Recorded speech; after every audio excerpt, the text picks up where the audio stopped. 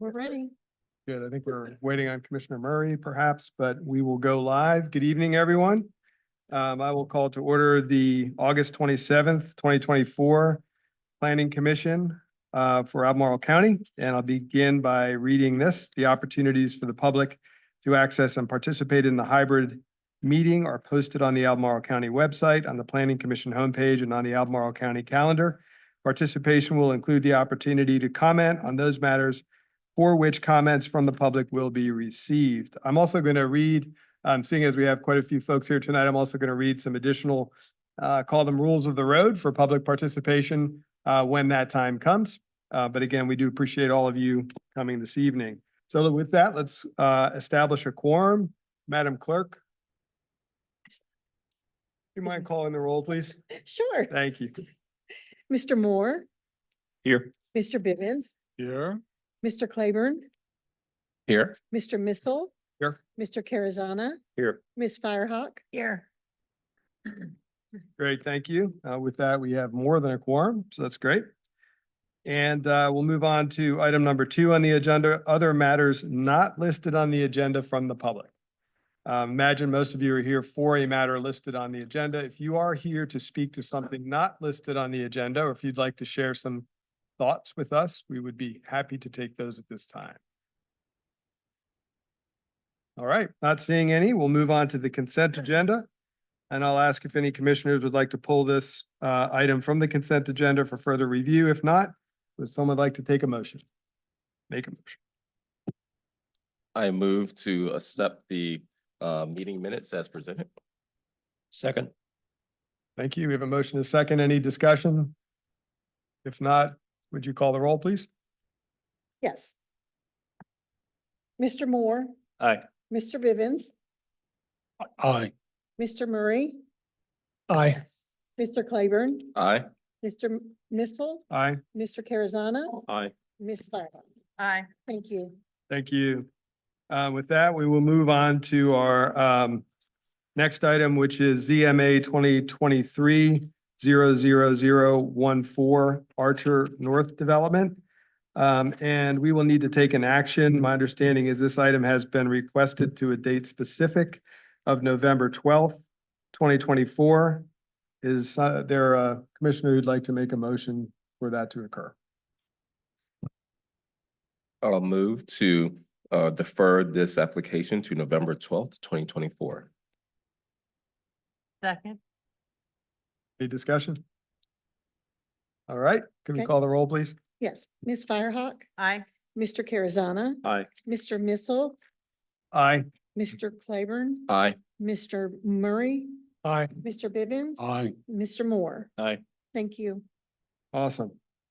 Thank you all. So we'll move on now to the public hearing. This is ZMA 2023-19 and SP 2023-22 Saigon Sandwiches and Boba Teas. With that, I will ask for the staff report. Mr. McCollum. Good evening. Ooh, wow. Good evening, Chair Missile, members of the Planning Commission. My name is Kevin McCollum. I'm a senior planner with Albemarle County Community Development. Tonight, I'll be giving staff's presentation for Saigon Sandwiches and Boba Teas, an application for a rezoning, a special use permit, and a special exception. Start with the location and existing conditions. The property is located at 2401 Northfield Road. It's at the two closely separated intersections of Rio and Northfield Hillsdale and Rio and Old Brook Road. The property is 1.2 acres and it's currently zoned R2 residential. There's an existing house on the property. And they have an approved homestay permit for rental of up to 2 bedrooms in that existing house. Here's another angle showing the existing conditions. You can kind of see a little bit more detail of that existing house from this image. You can also see some landscaping and trees on the property. The surrounding residential neighborhoods include Raintree, Northfields, Glenwood Station, Abington Crossing Apartments. There's a large amount of commercial development also to the north along Rio Road, including some professional offices, churches, and other various commercial uses. Fashion Square is about 1/3 of a mile to the northwest. This map shows the subject property with a 1/4 mile radius measured along Rio Road in both directions. There are single-family detached houses, attached and multifamily houses and apartments, churches to the north and south, and a variety of commercial uses along Rio, all within a 1/4 mile of the subject property. This map illustrates that while yes, this subject property is part of a residential subdivision, it's also along Rio Road, which is an important vehicular corridor that has a large mixture of uses along it. This map is to show the boundaries of the parcel. Again, it's 1.20 acres and there's an existing house. It also shows the 2 driveway entrances, one onto Northfield and one onto Old Brook Road in the proximity to Rio Road East. On the screen here, the zoning map. The property is zoned R2 residential. The surrounding zoning includes mostly R2 residential, R15 across the street, and some commercial zone properties to the north. As mentioned in the staff report, because Rio Road is an entrance corridor, development of the property will be subject to review and approval by the Architectural Review Board. Staff will enforce the entrance corridor guidelines and will review the proposed building architecture, landscaping, and other features as needed. Future land use designation for the property is neighborhood density residential. This promotes single-family residential at a density of 3 to 6 dwelling units per acre. Secondary uses include retail, commercial, and office uses that support the neighborhood, live-work units, open space, and institutional uses. The comp plan does encourage these secondary uses to be located within centers. However, they can be considered in other locations so long as they are accessible and compatible with the surrounding land uses. On the screen here is the applicant's proposal. It's to add a small food store and deli to the property and increase the bedrooms they have for rent from 2 to 3. In order to make this happen, they've proposed a rezoning from residential to commercial, along with the special use permit. The plan on the screen shows a conceptual layout for these uses. The existing house will remain and contain the 3 bedrooms. And they've added a 1,200 square foot store adjacent to that existing house. To accommodate additional parking and improve access and safety, they've closed the 2 existing driveway entrances and have proposed a one-way travelway with angled parking spots. They've worked with our zoning and engineering teams and have demonstrated a travelway and parking spaces that meet ordinance requirements. The applicants also volunteered proffers to restrict uses of the property. Certain uses that aren't as compatible or supportive of the surrounding area have been proffered out. This includes things like drive-through windows, automobile service stations, manufacturing, processing and assembly, and a few others. The permitted uses include the uses they are proposing: a restaurant, a convenience store, dwellings, hotels, motels, and inns, and a few others that were consistent with the R2 zoning. At this time, though, the applicant has not proffered the plan itself.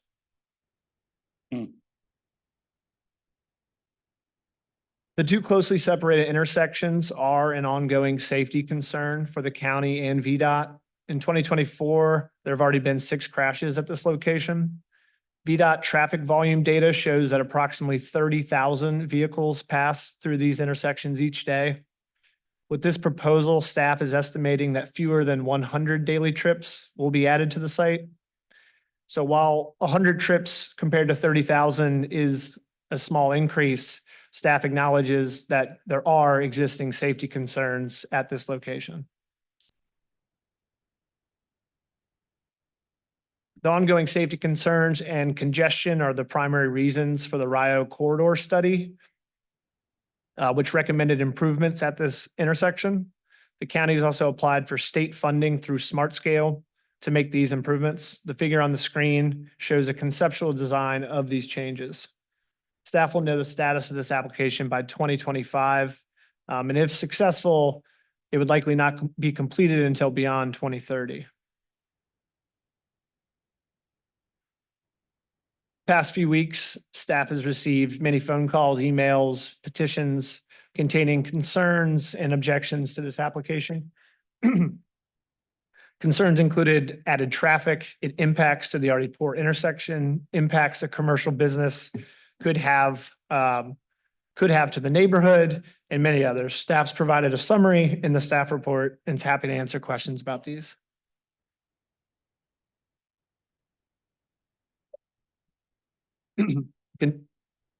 Continuing with the concerns, these are the staff concerns that we've identified.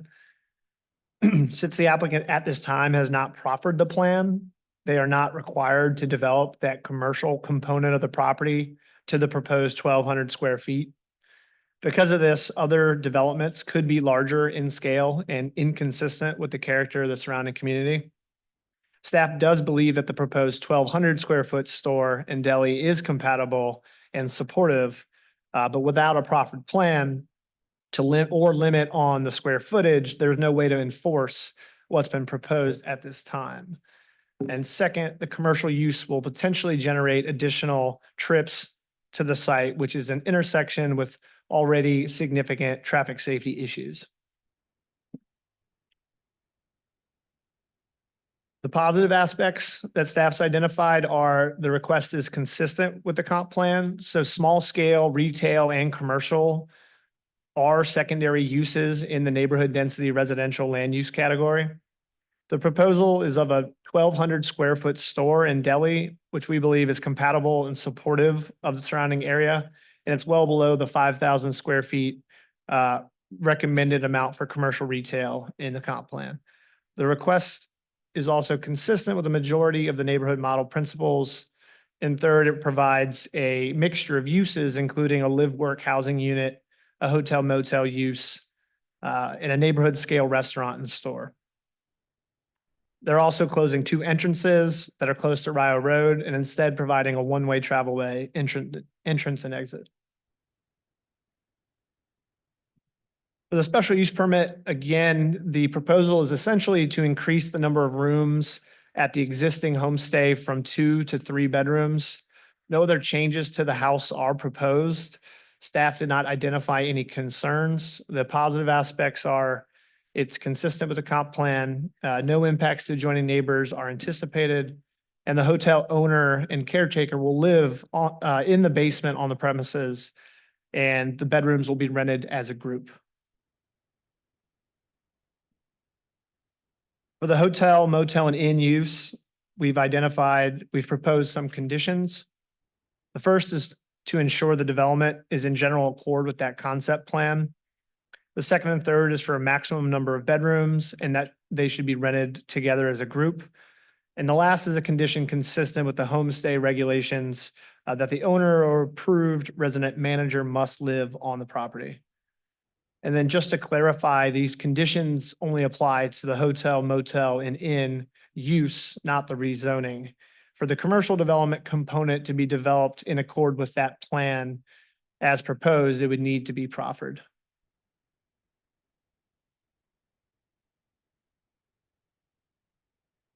Lastly, if the rezoning application is approved, commercial use buffers would then apply along that eastern residential property line.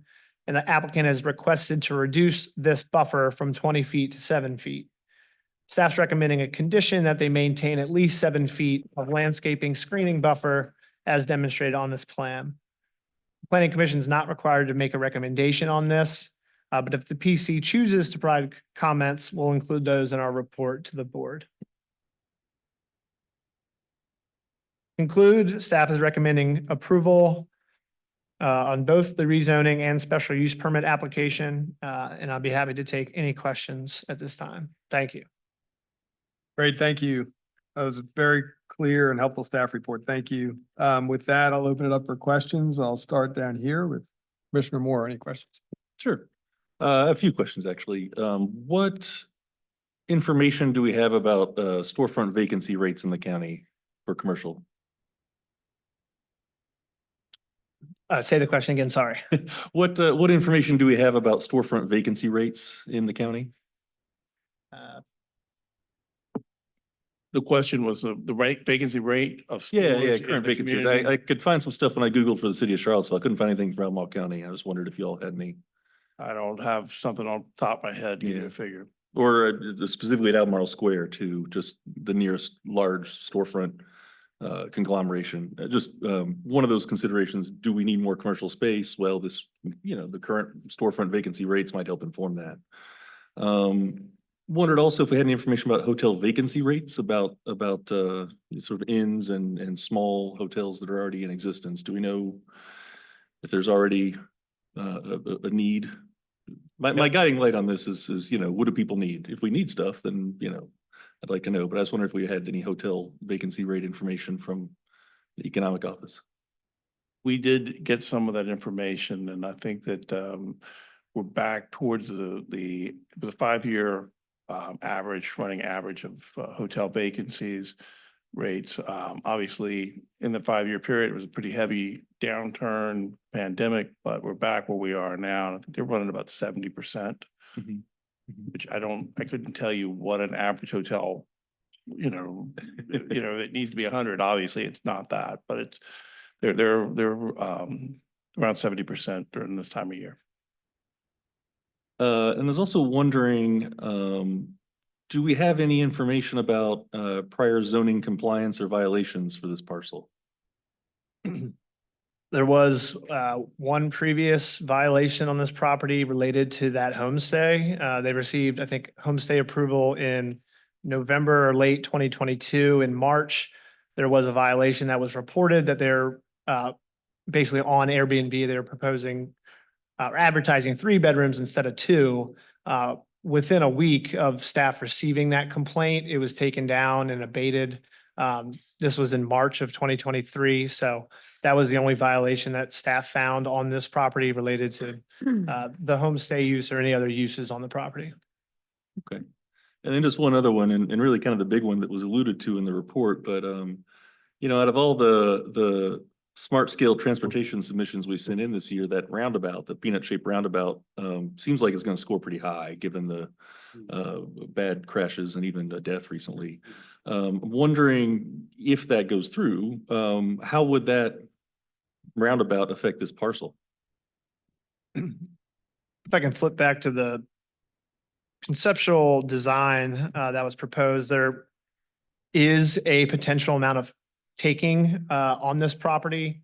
You can kind of see the peanut shaped roundabout, the subject property identified there. So you can kind of see the front corners that's being impacted. The proposed entrances would be further back towards that property line. Those property lines are in blue there, light blue.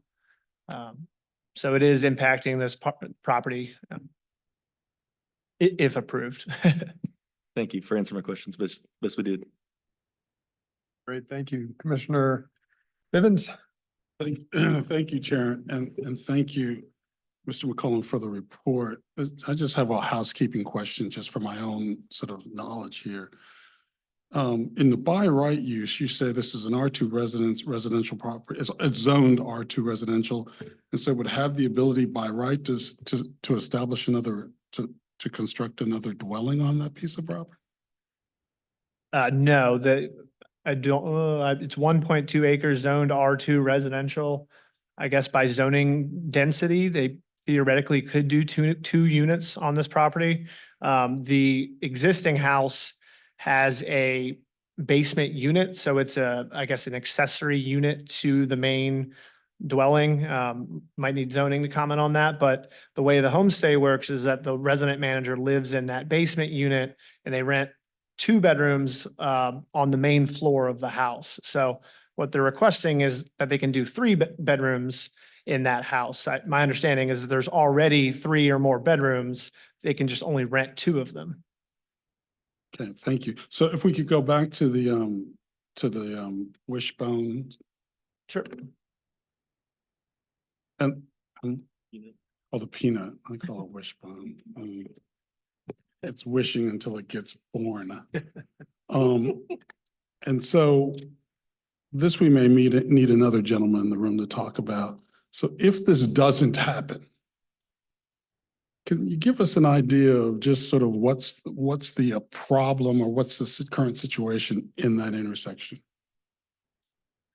If someone would be kind enough to Kevin, sort do of you talk want to to come us about. speak? But traffic in that essentially, I intersection. think it's the distance between the intersections. It's I'm talking about sort of characteristics. So how many, so how many accidents, how many this, how many that, how many that? If someone would be kind enough to, well, look who it is. Thank you. I'm sorry, you're asking about what Please the state your name. current safety issues Please are state there? your name. You have to say Uh, your. Kevin McDermott, I'm the Deputy Director of Planning. Thank you. So to clarify your question, you're asking about what the existing safety issues are? at the Please, intersection? please.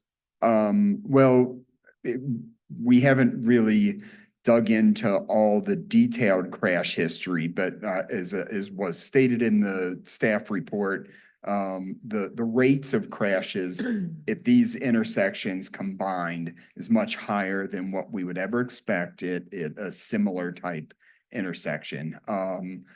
And so much so that it was ranked the fourth worst intersection in the Culpeper district in the 2014 to 2018 5-year period. Since then, it hasn't been ranked. However, we do continue to have severe and fatal injury accidents at this location, including one fatality this year and another fatality back in 2022. We've analyzed this intersection a number of times to try and figure out what might be going on. I think that the fact that we have two signals closely spaced causes some people some confusion. A lot of times, what it looks like might happen is people trying to beat a signal light and they make it through one as it's going yellow to red. They don't make it through the next one and because they're slightly off time, and then there's accidents. It kind of looks like that might be what's happening because there's high rates of speed on this corridor as well. So quite a few issues. This was proposed, this peanut roundabout was proposed through the Rio Corridor Study.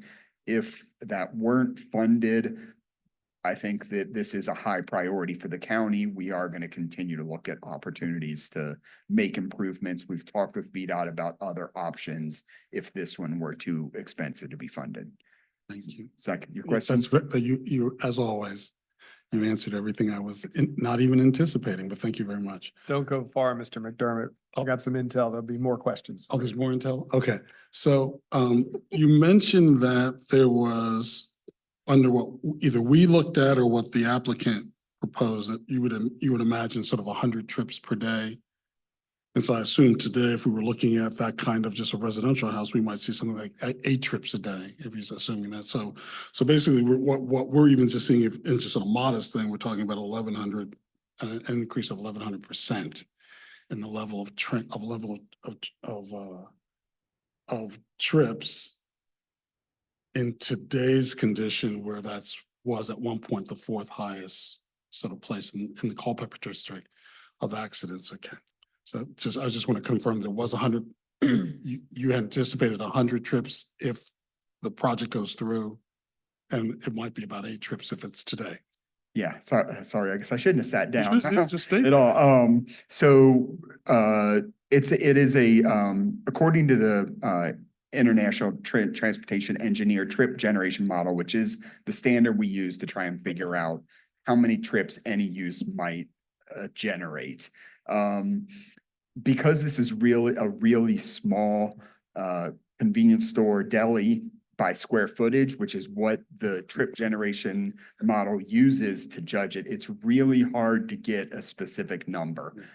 There are numbers for fast casual type restaurants that could push it up slightly over 100. There's also other similar type restaurants like delis that could be around like 75. So we, looking at the size, where we think this is located, what type of service it's going to offer, including the uses of the hotel Airbnb, which, is kind of probably a little bit less than a typical residential dwelling. We generated this number of probably under 100 new trips per day on average. So That's it was helpful, a but right- tough one. We did the best we could. No, but- I appreciate that. This really is I mean, a lot of what we do is an approximation, since we don't have the hard data. We're living in the pre environment as opposed to the post environment. Mhm. But I am correct in thinking that if it was just a regular house, it'd be something like 8 trips per day. Yes, that's Okay. So approximately this right. is, whatever the approximation is, it's a significant change in what's being experienced there now. Correct. Okay, if we could go to another, could you go to the sign that had the 1/4 mile in it? Should I come over from the Which quarter? slide? The slide that had a quarter, it had a quarter. Yes, sure. 1/4 mile in it. Okay, thank you. I don't remember it's the correct name for this thing. Kevin, you were involved in it. We did this small area plan. I don't know if it's that we were looking at how we were going to create some new center, but closer to 29 there. And we looked at, what are those things called? We look at building types and all those kinds of things. You're referring to the Rio 29 small area plan? That, yes, both of those married together. So the form-based code and the Rio 29. Is that right at the edge of this plan, or does it come down? Yeah, it's about right at the edge. I believe right at the Rio Glenwood Station intersection. Okay, so that where the unemployment, you don't call it the unemployment office, where the job seeking office is now. Okay. So this is even significantly below that. This is outside of that Mhm. form, as Yes, my, that's as my correct. colleague said, form-based code and small area plan. Okay. I will be quiet. Thank you. Commissioner Murray? Yes, it was mentioned that with the additional commercial, that there's some concern about the scope and scale of the commercial. Sure. And I was just wondering if commercial was approved for that, what kind of constraints we'd be allowed to place on that? Or Sure. I mean, some of the existing constraints that come to mind are, simply the size of the parcel, required setbacks, parking minimums. The applicant has proposed proffers to not permit certain uses, so they're only permitted to do what they've proposed in the proffers, includes a few different things. But they, theoretically don't need to keep the existing dwelling if it's zoned as commercial. They could take it down and, rebuild a site that's only commercial. So without a proffered plan, you could do anything, any commercial property that's permitted in those uses. So it would be limited, based on the size of the parcel, minimum parking, things like that. But essentially, without a proffered plan, there's more opportunity to do something different. I mean, you specify minimum parking, but I assume maximum parking could also be. Sure. Yeah. Thanks. Great, that's it. Commissioner Claiborne? Mr. McDermott, I have a question about the smart scale process. And just curious where it says, we would not see a solution before the 2030s.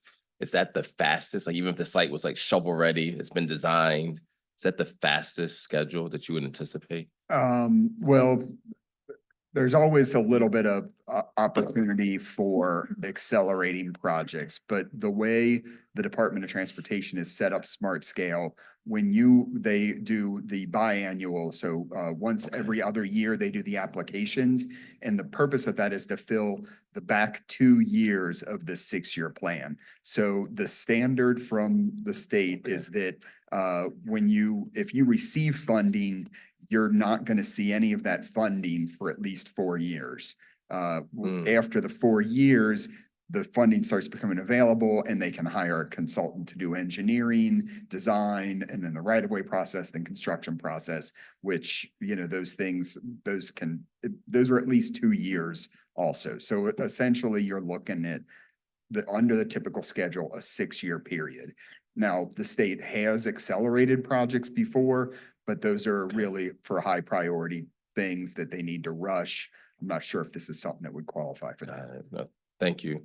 Mr. McCollum, I had a question about the SUP conditions. Sure. Could you just share a little bit of the background around condition 3 and like, how would we police that or hold someone accountable for that? Sure. I think could be enforced similar to how we enforce the number of bedrooms that are for rent now, based on what's the listing on these existing websites like Airbnb, VRBO, whatever, they choose. I think the thought was 3 bedrooms might be rent as a whole might be one family, whereas 3 individuals could be 3 separate groups, 3 separate families, maybe more cars. They would have a minimum amount of parking spaces based on the number of bedrooms anyway. But the thought was, if there was 3 separate stays, like, potentially there could be more people coming than if they were rented as a group. Thank you. Great, thank you, Commissioner Garazana. Thank you, Mr. McCullough. A lot of my questions have been asked already. I just wanted to clarify, if you can go back to your site plan. Yeah, that one. So there is a 15-foot electrical easement towards the lower right. So that's where I'm reading that. I'm assuming that would have an impact on what they could potentially plant in terms of height, right? There'll be some limitation in the plantings because of that. Potentially, we'd have to, applicant would have to work with the owner of that easement, the electrical company. There may be concerns they have about the height or size of the plants. But from a staff perspective, if the easement holder permits it, we would try to get as much landscaping and screening in there as we can. Well, and certainly the density shouldn't matter. I would assume there would be a height limitation, potentially. Yeah, there is an existing fence along that property line. We don't rely on fences on other property to be screening, but, thinking about that in the context of they could provide, maybe some shrubs or things that are as tall as a fence. That could provide adequate screening between those properties. Thank you. Follow-up question on that before we go to Commissioner Firehawk. Is it an underground power line or an overhead power line? Do we know? I can pull up. We can ask the applicant too. They probably know. Great. Thank you. Commissioner Firehawk? I had another question for Mr. McDermott. And you might not know the answer to this. I was just curious if I know it hasn't been costed out, the peanut, but the traffic, double traffic circle, whatever. Do you have an idea in the millions of how much this project is going to cost? I mean, I'm not holding you to it, but is it like a $1 million project or $10 million project? We do actually have a Okay. cost because this was submitted as a smart scale project Okay. for the current round of smart scale. The conceptual level cost that we had to make the application for was $46 million. Wow. And I know that smart scale is very competitive, and you said earlier that this project itself would be generally competitive due to the fact that it's one of the higher crash rates or safety concern areas in the Culpeper district. I'm just curious though, like if we can't get the government funding, which as we all know is our tax dollars that we send to the state and the feds and they give it back to us, but does the county have a sense of, and maybe this is more of a board of supervisors question, but if we can't get government funding for this, is the county able to fund something like this? I don't think the county is contemplating a $46 million project for this intersection. We do have other opportunities that we're looking towards if this were not to be able to go through, we do have other opportunities that we think might make some improvements at this intersection. And we are, because of, as we developed this application, we had meetings with VDOT. We talked through potential ways that we might want to consider changing the design, maybe a single roundabout would be a better option that would reduce the cost by, maybe up to half. So we've already started the discussion that if this does not move forward, it may be a future application that would be change to maybe try and make it less expensive. Okay, and then one follow-up quickly to just get back into the timeline for a moment. You asked, some of my commissioners asked earlier about, when you say you get the funding, then it's, 4 years later, you were saying to actually say starting the project. So the year 2030, would that mean that it would start in 2034 or would be constructed by 2030 if we were successful? You mean if we made another application? Yeah, I'm just trying to get a real end date. It's every 2 years. Okay. So, in 2 years' time, we make that, I estimated that it wouldn't be completed until maybe just after 2030 if we get this. The application. 2026 application or something? So Okay. the 2032 would be the date if we happen to submit an application in 2 years. Okay, all right, thank you. Kid, before you sit down, Mr. McDermott, so just to follow up on that, so in MPO Tech meeting last week, we had a little bit different number from VDOT. It was actually much more that was presented, but the conversation of the option, so I'm glad you brought that up because so VDOT is actively looking, I'm sure it's at, working with the county and MPO to look at other options, which is that other roundabout. So I got the impression that they were actively looking at that now to potentially submit this in the next round. Is that where you believe that to be, or? In the 2026 round. So, Which is the next. yeah, the right. next one. The Yeah, next the 2024, we've already submitted. Right. By the time we started looking at new opportunities for that, it was too late to change the design or get new designs, get cost estimates and get it submitted in time. Okay. So yeah, if it's unsuccessful, then we would be looking in that next round, which is 2026. Yeah, and I just wanted, I mean, it's obviously in the minds of the authorities and VDOT and so forth, to do something with this intersection sooner rather than later. Yeah, Hopefully. I'll also point out the recent announcement about the public-private partnership that we entered into in the Fashion Square Mall with Home Depot. That also included right-of-way that could be dedicated to the county for a realignment of Hillsdale that we also think would probably improve traffic if we were able to do something like that to move a significant amount of that traffic from the current alignment of Hillsdale over to a new alignment. We think would also have safety benefits. So we're looking at this in a lot of different ways. Thank you. Great. I just had a couple questions before I do. Anybody else? Any last questions? All right, mine are relatively similar and related. One is on condition number 4. I think there was a question about condition number 3. Condition number 4, not to suggest any, impropriety on the owner's part, but what is the guarantee that the resident manager will reside and be present overnight on the subject parcel? How is that? And that's not just for this site, but in general on a homestead. Yeah. I think that might be a question for zoning on how that's enforced. I mean, that's the current homestay requirement in these residential districts. I think we are complaint based. So, if there's a Yeah. concern, I think it might have to be following up a complaint. I don't know if zoning administrator wants to comment on that further, but. Okay, I think I'm fine. That's great. Thank you. The second one was just, I'll save that for the applicant. I think we're good. Thank you.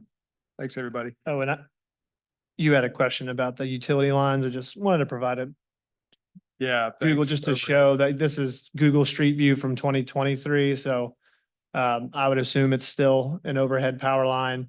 You can see that adjacent property line with the fence. Fences are, permitted up to the property line, so that fence is potentially on the property line. And utility line, close to that as well. Yeah, it's interesting. The pole doesn't show up on the site plan. Okay, great. Thank you. With that, we'll open up the public hearing and I'll ask the applicant to come forward with any presentation they'd like to share.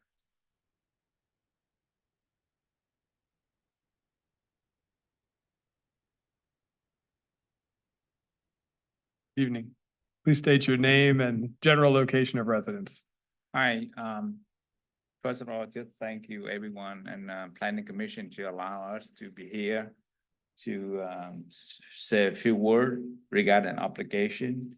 I'm here just speaking on behalf of the owner, property owner. So thanks a lot for all the point that Kevin bring it up. I'm here not gonna repeat all the detail information because Kevin do a very good job on that. And all the good questions that we have, specifically all the restriction and all the purpose need to be enforced and followed by the city rule and limit that we must or should always abide by that. So here I just want to bring up some key point. Sorry, about the owner promise or commitment to this proposal application that to address all the concern that the neighbor bring it up from most of. Sorry. Go ahead. Thank you.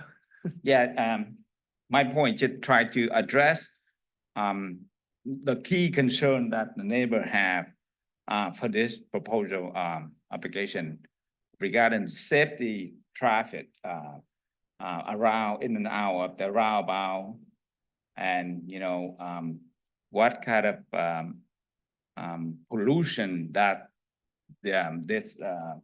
that's business, small business could potentially bring to the neighborhood or not, or what's the purpose of that, what the benefit that the neighbor can get from this. So just a few points, I don't want to bring it too much. I should have mentioned this at the beginning, but you have Oh, 10 minutes, 10 sorry. minutes total. You're Okay. fine. You're fine. Just keep an eye on the Good. light. When it Sorry. goes yellow, you need to wrap up your thoughts. Thank you. Sure. I forgot, my name is Luan Pham. I just talking on behalf of the owner. Thank you. So everybody know about this application. That's a kid, small business, just like a small daily that's selling food and drink, serving the community and surrounding area. That's what I can see. It's not gonna bring any pollution, any more pollution to the area beside all the traffic going in and out of that area. I'll promise that the business not gonna be changed. There must be no change to business used in future. Just do what we have to do and what we have applied for the business use. Of course, the city have the rule and limit how to reinforce this, but that's our commitment to that. Also the business hour, we understand the value of people living in that area. So we want to abide by the city rule and operate in our limit there. Open at what time, close what time, so not gonna cause more concern for the residents in that area. And also, the most concern from the neighbor that the traffic and safety in and out of the peanut. That's what I say. So that we have to propose a one-way travel with the parking put in the back of the house, so that will allow for the traffic flow. Get in the back of the house, it's not gonna affect the traffic in that area. It means that's for future improvement to the real road. It will reduce the impact of the traffic, I would say, in the roundabout area. So that those the business owner commitment that no change whatsoever to the business, like gas station, no. Something manufacturing, no. We just stick to a small business, daily store, food, drinking only. That's all I have. Great. Thank you. Very helpful. With Thank that, you. I'll open it up before you go Yeah. to questions from the commission, and we'll start with Commissioner Firehawk. Any Don't questions for the actually have applicant? any questions now. All right, Mr. Carazana, No additional questions at this time. Mr. Murray, No, I'm good right now. Mr. Bivens? I have one. So do you know if the applicant, as the representative of the applicant, there was a mention, we mentioned that the applicant wasn't willing to proffer the plan, so that the plan is, once, if that occurs, and the plan is the plan, and then there's no easy way to sort of modify that if it's proffered with the application. I'm just, if you could just give us a sense of his or the applicant's thoughts on why that wasn't something that they were willing to do. To make sure I understand your question correctly, you asked about what profit the owner is gonna be, one would like to make on the property, the profit we suggest to make, is that I'm correct? Well, you did make a number of suggestions in your proffer, but the one that was missing was, what will the plan look like? What will the building look like? And I believe staff said that when that was discussed, there was a decision not to proffer the concept plan. Because in proffering the concept plan, that would lock that into any decision that was made. And I'm trying to understand why that was not done. Well, I would leave that to. Please make sure you Because, speak into the microphone. I would leave that for Tim to talk about it better. Good evening. Tim Good evening. Miller with Meridian Planning Group. Appreciate the opportunity to present this tonight. I don't think it wasn't, the question of proffering the plan just came up recently. And it wasn't that it was rejected. It was, we felt that the proffers of the reduced uses and permitted uses was sufficient to prevent any other types of businesses coming in there. So I don't think the owner is completely opposed to proffering the plan, but has not made a final decision on it, if that helps. Can I just expand on that? Because I think this is a really important point to be making. And obviously proffers at your decision, they're not ours. I think there's concern that the way the plan is currently may or may not be acceptable to folks, but there is also a concern that when you look at your list of proffered by right uses, offices, convenience stores, restaurants, dwellings, public uses, and stormwater. Granted, you do have a small parcel, but there's concern that you may just decide to tear down everything that's there and build something that's on that list. Whereas, or sell. Exactly. So a proffered plan would limit the ability to, I don't know how, someone could probably say this better than I can, but to what's there, basically. And so what we understand you to say is that that is not on the table at this point, but you are considering it.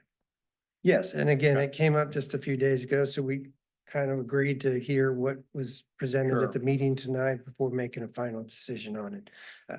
It wasn't that we will not do that. It was, we'll think about it and see what happens at the meeting tonight before deciding. Great. Thank you for the clarification. Commissioner Moore, any questions? No, not for the applicant this time. I just had one question, and it's about the buffer. Have you had any conversations with the electric, I'm assuming it's Dominion, about disturbing that 15-foot buffer that you're relying on and that you're reducing to 7? No, I'm No? saying so, Okay. no. Okay. All right, we'll leave it at that. Great.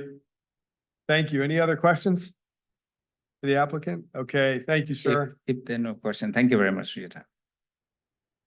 All right, I will now open it up to comments from the public. And if you all will bear with me, I'd just like to read some guidelines here because we don't know how many people are online. I will say, looks like 5 have signed up here.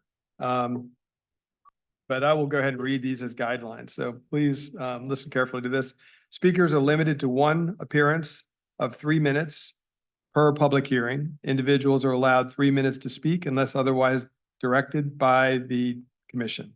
At the end of the 3 minutes, you will be asked to end your comments. If more than 10 speakers are signed up, the time allotted may be reduced to 2 minutes. That's not the case here. There is no limit on the number of speakers who may sign up or speak at the public hearing.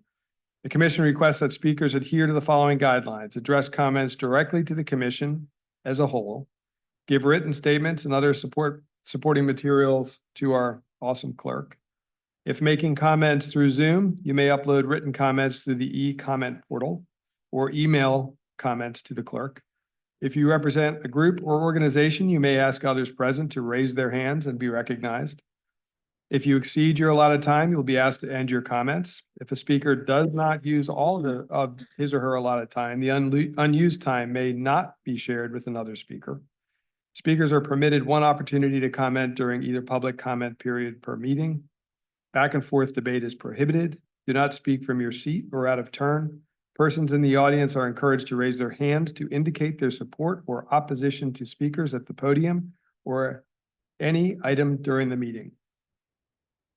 That's a good one, because we'll know by show of hands how many agree with your speaker.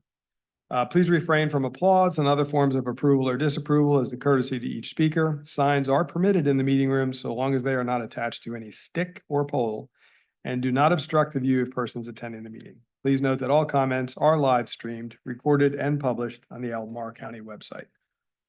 So with that, we'll go to the list in front of me, and I will ask for Mr. David R. Corbin, followed by Donald Lyon, I believe. Could we possibly take this PowerPoint down? I don't have one. They're going to take it down. They're going to take it. She's working on that right now. So you want me to continue with it Absolutely. up? Okay. So my name's David Corbin. I've been a homeowner in Northfield since 2006. There are over 270 people that directly or indirectly oppose this rezoning. A whole bunch of them are here tonight, but we have petitions and emails from them.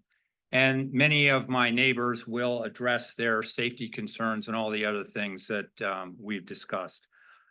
I'm going to focus on one critical issue that we raised with your staff, and I'm not sure that it got quite the attention that it needs. We sent 3 legal documents to your staff, the original Northfield's deed and 2 Virginia court cases, one at the Supreme Court level, that are related to this.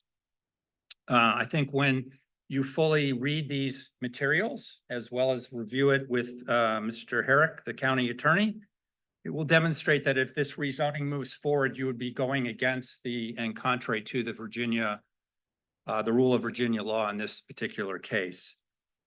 In order to understand it, you got to go back to the beginning, which is 1959, when this subdivision was created along with Carsbrook. They were literally created within months of each other by Charles Hurt, who at the time put a number of restrictive covenants in the subdivision's deeds, which you have a copy of. I'm going to read from the first one, and I quote, "No building of any kind shall be erected or maintained upon the lot herein conveyed, except one private dwelling for the sole use of the occupants of the dwelling on the same lot.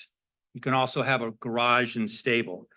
That covenant is still in effect because it automatically renews every 25 years. Carsbrook has a substantially equivalent set of restrictive covenants, including the residential one, and that were designed to preserve these residential communities. So fast forward to 1997, and another developer, very much like what's going on here, wanted to commercialize 4 lots that towards the entrance of Carsbrook, right off of 29 North.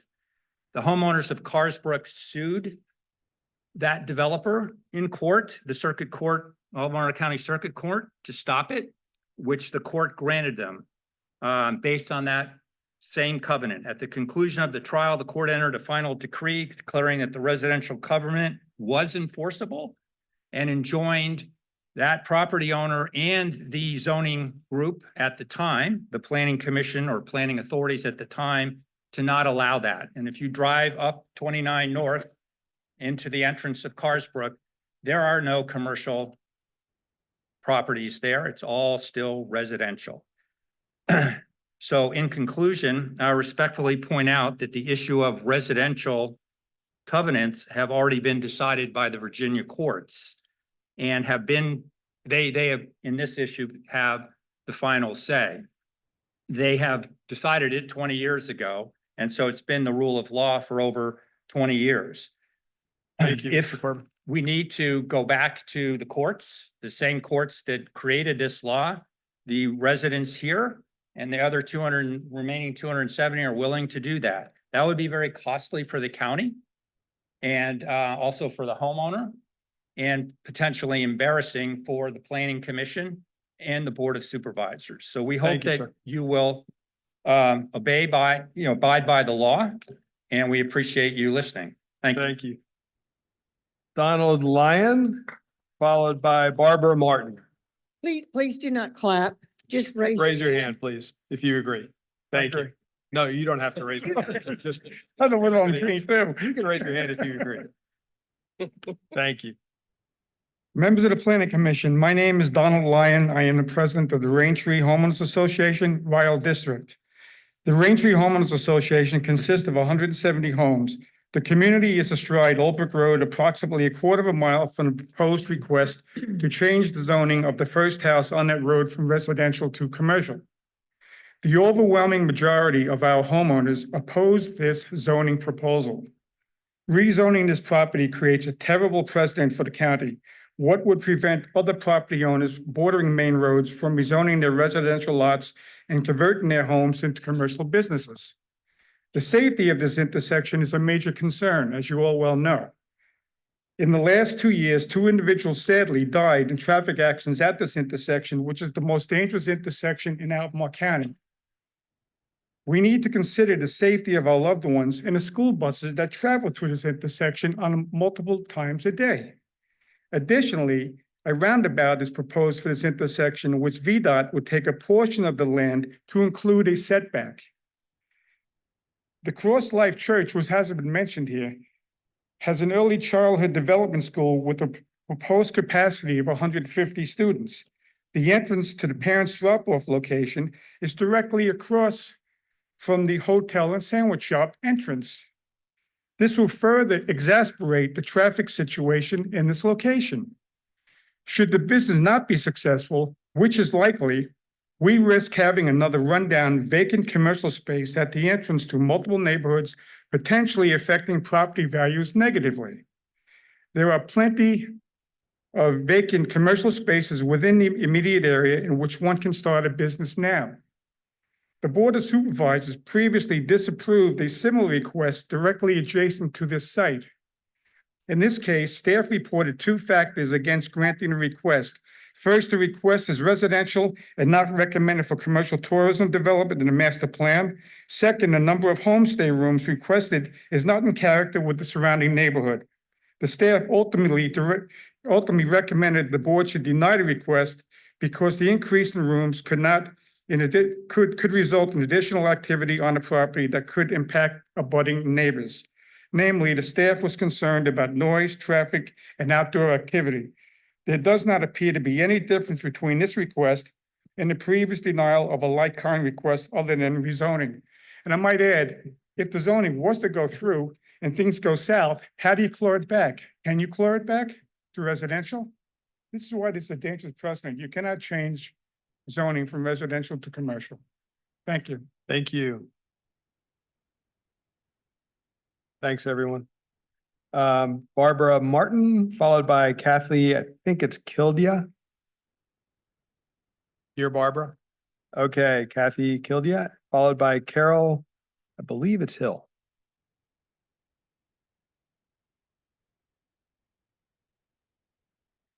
Hi, my name is Kathy Kilday, and I'm here Sorry. with, as representing the Northfield Homeowners Association. We are not an HOA, but a loose community group, but I speak for most of the community. My husband and I have lived in Northfields for 23 years. We're here to express our strong opposition to this request to rezone the property at 2401 Northfield. Since this application was presented to the Planning Commission, the counties received dozens of letters similarly opposed, and the responses have come not only from Northfield's residents, but from the adjacent communities, Raintree, Carsbrook, and others. The weight of these voices should not be taken lightly. The property sits at a key entrance point to multiple neighborhoods. We all have made arguably the largest financial investment of our lifetimes. We invested in a home in a section that was intended for residential purposes from its inception. The deed restrictions in our subdivision have been in place since 1959. That's when I was born. They explicitly prohibit any other use other than residential. These restrictions were established to protect the character and integrity of the neighborhood. Allowing a commercial property would violate these longstanding protections and set a concerning precedent for all of the county. I would also argue that rezoning action would not survive the litigation that is all but certain in this instance. Are these deed restrictions even considered during the county's reviews process? And I'm going to deviate from my prepared remarks to respond to the homestay situation for this property. They have the distinct honor of being under the microscope with Northfields because they're right next door to 2405. So we've been looking at those properties for quite some time. I know that it was presented, there was one complaint. I can tell you I've made at least two. And the reason I've made these complaints is because the listing is disingenuous on the website, on the Airbnb website was originally portrayed as 3. He dialed it back to 2, but pictures of 3 bedrooms remain on the website. I submitted a letter to the county on this matter that should be time-stamped, and I can tell you that 5 minutes before I submitted that, VRBO showed pictures of 3 bedrooms in the property. So I feel like that claim is disingenuous. I urge you to deny this zoning request and would invite any of my neighbors here in the auditorium to raise their hand, raise their sign, whatever they'd like to do to voice their agreement. Thank you. Thank you. I apologize for mispronouncing your last name. And the final person we have on the sign-up list is Carol Hill.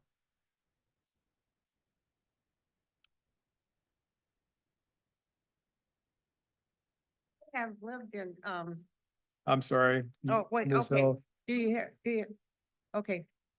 Okay, yeah. Yeah, okay. I've lived on Northfields Road since 1970. I came here from the Midwest. And, I'm going to my time, I'm going to give to my husband.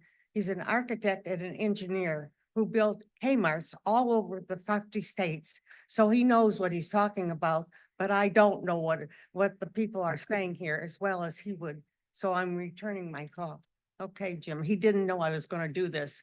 Get up. Well, officially, you're not conceding time. You're welcome to your own time, sir. Okay. If you so choose.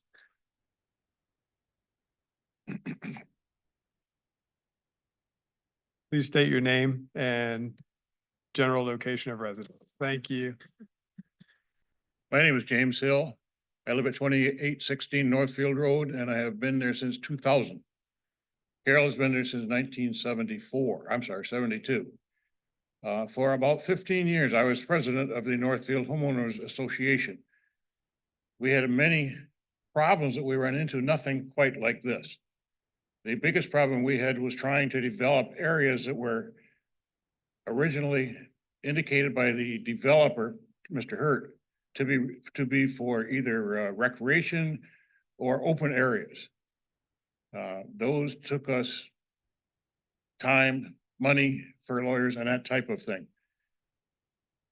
They are, even though they were supposedly recreation for the owners, they were still not residential use of the properties. That is what we have tried to maintain for for almost 30 years that I know of. And I guess that's about all I need to say. Thank you. I'm just, as I said, Kathy and others have responded to this as they have responded to other things over the years. We're a very tight knit community. And we want to keep it that way. Thank you. Thank you. Thank you all. That exhausts our sign up list, but I will open it up to anybody else in the audience who would like to speak to this matter. Thank you. I think you know the drill. Just state your name and general location of residence. Thank you. Good evening, commissioners, planners. Evening.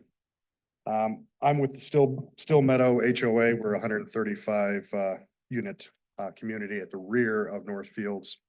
To speak before I put together our letter that we addressed to you all, I'm speaking from a landscape architect standpoint. Couple things I have comments for the planning commission here is that I noticed on the site plan that part of the commercial development is actually within a variance area of the 30-foot building setback. I think that corner of that building would set a precedent for the commercial corridor if this were to even be rezoned into commercial, of other precedents down the road of what does it mean to have a building setback. Secondly, the variance of the buffering of 20 feet down to 7 feet. This is a 5-foot wide aisleway to give you some sense of scale. So 2 foot wider than that with a utility easement overhead would restrict heights of planting materials and actually all selections. Thirdly, I know the engineers department sets the 50-foot setback from the intersection, which drives the new intersections for the parking lot and thoroughfare. I don't know of any business that has dual access to dual roads through a pass-through parking in the entire corridor that exists currently. So there's been a lot of talk of precedents here, and I just ask that the planning commission here take into precedence, because if you allow that, then precedents for other commercial buildings and corridor propositions up and down the Rio Road corridor could follow suit. So that's what I'll speak to from a design standpoint. On behalf of the Board of Directors of the Still Meadow Homeowners Association, we strongly urge you to reject the rezoning application of Saigon Sandwiches and Boa Tea. Still Meadow is a community of 135 homes, approximately 1 mile northeast of the property in question. Our homeowners greatly enjoy the general peace and quiet in living in a residential area bordered by the Northfields community. We are greatly concerned about commercial enterprises, the traffic flow concerns which were spoke to earlier. Nothing against the homeowners or applicants currently, but we just feel that this site is not fit for this type of operation. So we feel without proffers and an actual site plan that would stick, that this could greatly set a precedent down the road for more commercial development in and around the area. Thank you very much. Thank you. Thanks, everyone. No problem. Take your time. Hi, I'm Sherry Ayler, and Sorry. Ms. Ayler, could you just lower that? Thank you. I'm Sherry Ayler. We've been residents of Northfields since the early 1980s, so we're longtime residents. But one thing that I want to mention with all the traffic problems that hasn't even been brought up is the exit out of this onto Northfields Road is right at the point where there's a curve and a hill. And I think you're actually, as cars pull out of there, cars will be coming around that curve and that hill. And I think you're creating another traffic issue on Northfields itself, which concerns me greatly. All the other points that everybody else has made, I support. Thank you. Thank you. Is there anyone else here tonight who would like to speak to this?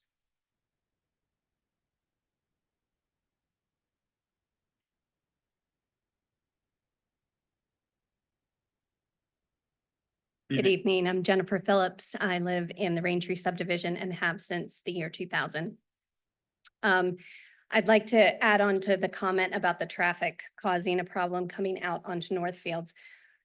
From the neighbors here, when we come out of our neighborhoods, we must make a right or left. If you're making a left onto Rio, it's a yield to straight oncoming traffic. So traffic coming from Hillsdale onto Carsbrook gets the right of way, and there has to be a delay for the person turning left, which is where a lot of those traffic accidents occur.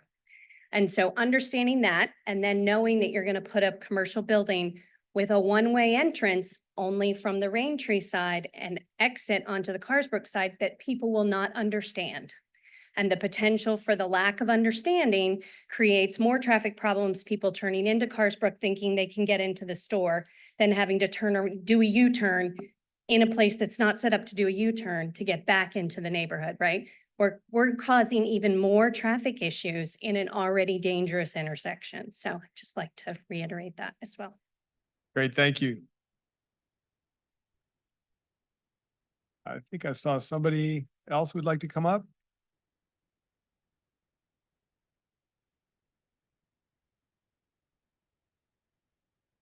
I'm Judy Freeman and I live in the Fieldbrook subdivision, which is just beyond Raintree. I will not go over the things that have been said, but I want to say that we in the Fieldbrook Association very much oppose this move because of the issues that have already been verbalized. Thank you.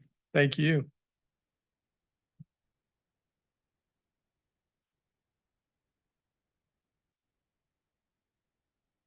Evening. Good evening. My name's John Dean. I live in the Westmoreland subdivision, which is just a little bit farther down from Fieldbrook toward Carsbrook. I also hope that you will reject this request. But I just wanted to bring up one issue that no one has mentioned, and that is pedestrian traffic. Especially I'm concerned about this if the dog bone or whatever they call it, roundabout is constructed. There's a lot of apartment buildings just across the street from this convenience store. And if I lived in one of those, I'd probably walk to the convenience store and have to cross that that traffic that doesn't stop. I mean, the point of a roundabout is so the traffic doesn't have to stop. It's going to be very difficult for pedestrians to cross that. And it seems that the convenience store will call out a lot of pedestrians who'd like to go and get something to eat. So I'll just make that point and thank you. Thank you. Is there anyone else who'd like to speak? Present? Yes, sir. Come on up.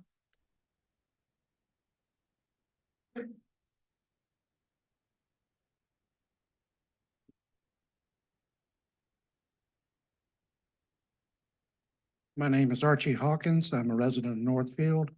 Just an easy question.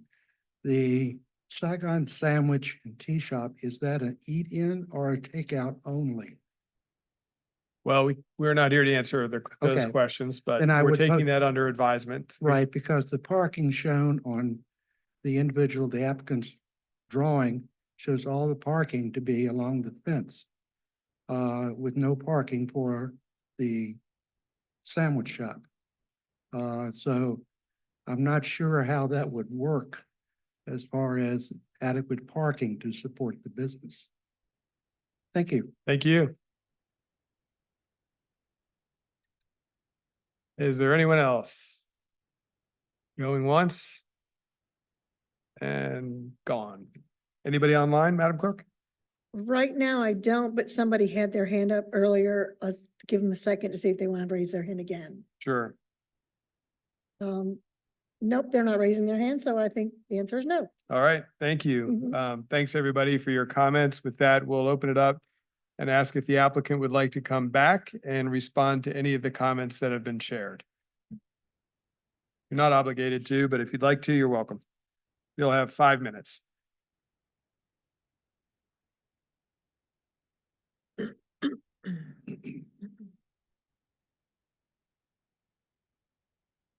Hello, just some technical things. Tim, you might want to just state your name one more time, please. Tim Miller with Thank you. Meridian. The building and setbacks, there's a minimum setback and a maximum setback, so it has to go within that setback. The one-way traffic was the result of meeting with the transportation staff about the peanut roundabout. And we initially had a two-way entrance off of Old Brook, but with the future roundabout, this circular rotation through this site and back into the roundabout was all agreed as to the most practical, safest option. So that's why we have reconfigured it this way. And did not consider the electric easements at this point. It could probably be put underground in a different location if necessary, or trees, special trees that don't reach a certain height could be installed.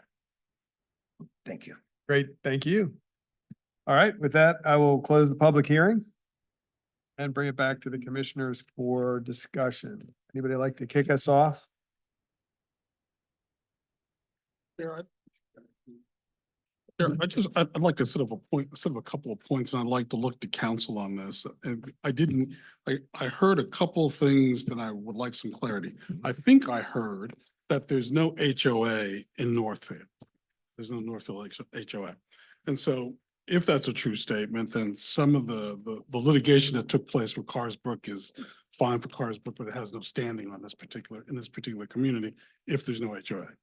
Well, but I think that, so the speaker mentioned the Carsbrook case that went to the Virginia Supreme Court, and I think it's worth noting that private restrictive covenants and the zoning ordinance are separate tracks, that it's up to the county to enforce the zoning ordinance, but the county is not in a position to enforce private restrictive covenants. To the extent that there's an alleged violation of a private restrictive covenant, it would be up to the neighborhood to enforce the terms of its own restrictive covenant. And that is made clear in the case involving Carsbrook. The Supreme Court recognized that the zoning law and the restrictive covenants are on separate tracks. County was not a party to that litigation involving Carsbrook.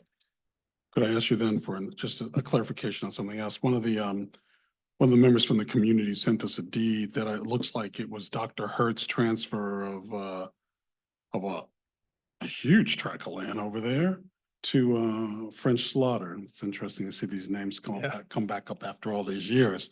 And in that transfer of the land, item 1 said no building of any kind shall be erected or maintained upon the lot herein conveyed except one private dwelling. So my question here is, do we think, or is there a way to sort of scratch into whether or not the deed, which was transferred on the 14th of September in 1959 to French Slaughter and his spouse, does that paragraph 1, section 1, not paragraph 1, section 1, does that have any relevance on this particular? Right. And I don't know whether that particular deed applies to this property. Even if it did, again, it would be along the lines of a restrictive covenant that would be up to a neighbor to enforce rather than for the county, because again, the county is not a party to those covenants and therefore is not in a position to enforce them. Thank you. Thank you. I can keep going if you like. Sure, you're on a roll. If you'd like. So, I will say, I remain uncomfortable. Well, let me back this up. Since one of the things that I've had to sort of get used to over my time on the planning commission is whatever we decide today goes with the property. So if we decide there can be a peanut farm and we say, yes, you can be rezoned for a peanut farm, and they don't do it, but the next person comes and buys it and they put a peanut farm there, there's nothing that the community can do because it came through the whole process. And so I'm concerned, while I appreciate what was proffered by the applicant, I still believe that there's the ability to sell the land, knock the house down, and put something that's not necessarily in keeping with that community, even if I'm willing to sort of accept that the boundary from the form-based code would have stretched down to that area, which you can look at the minutes on that, my conversation about the form-based code. While I appreciate it, I don't believe that it's going to happen given some of the stuff up there. So I don't know how.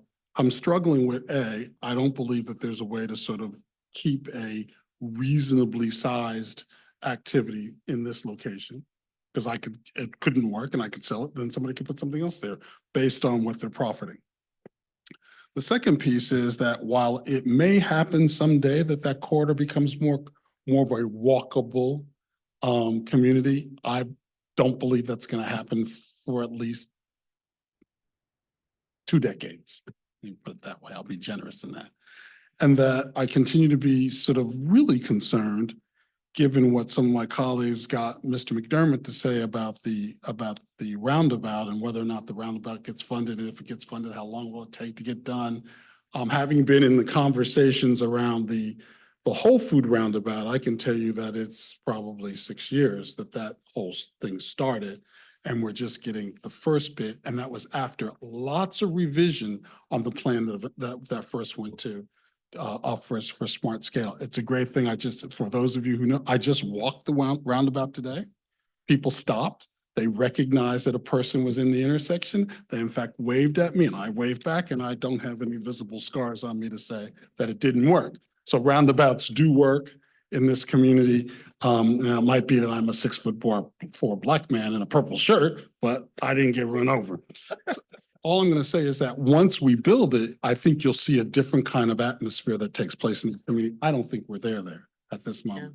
And so for those sort of 3 things for me, I would have to say I am not supportive of this going forward. Thank you. Commissioner Moore. Sure, thanks.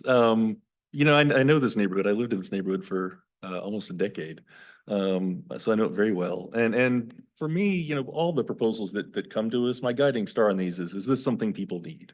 You know, we do need a lot more housing, so I'm often very supportive of those. But on this one, you know, do we need to convert a non-compliant homestay to a commercial inn? It's not that compelling.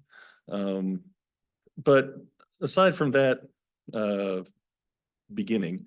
I want to speak about a few more things, and it's just, you know, so many times we get proposals for some kind of development, and people show up with the same script.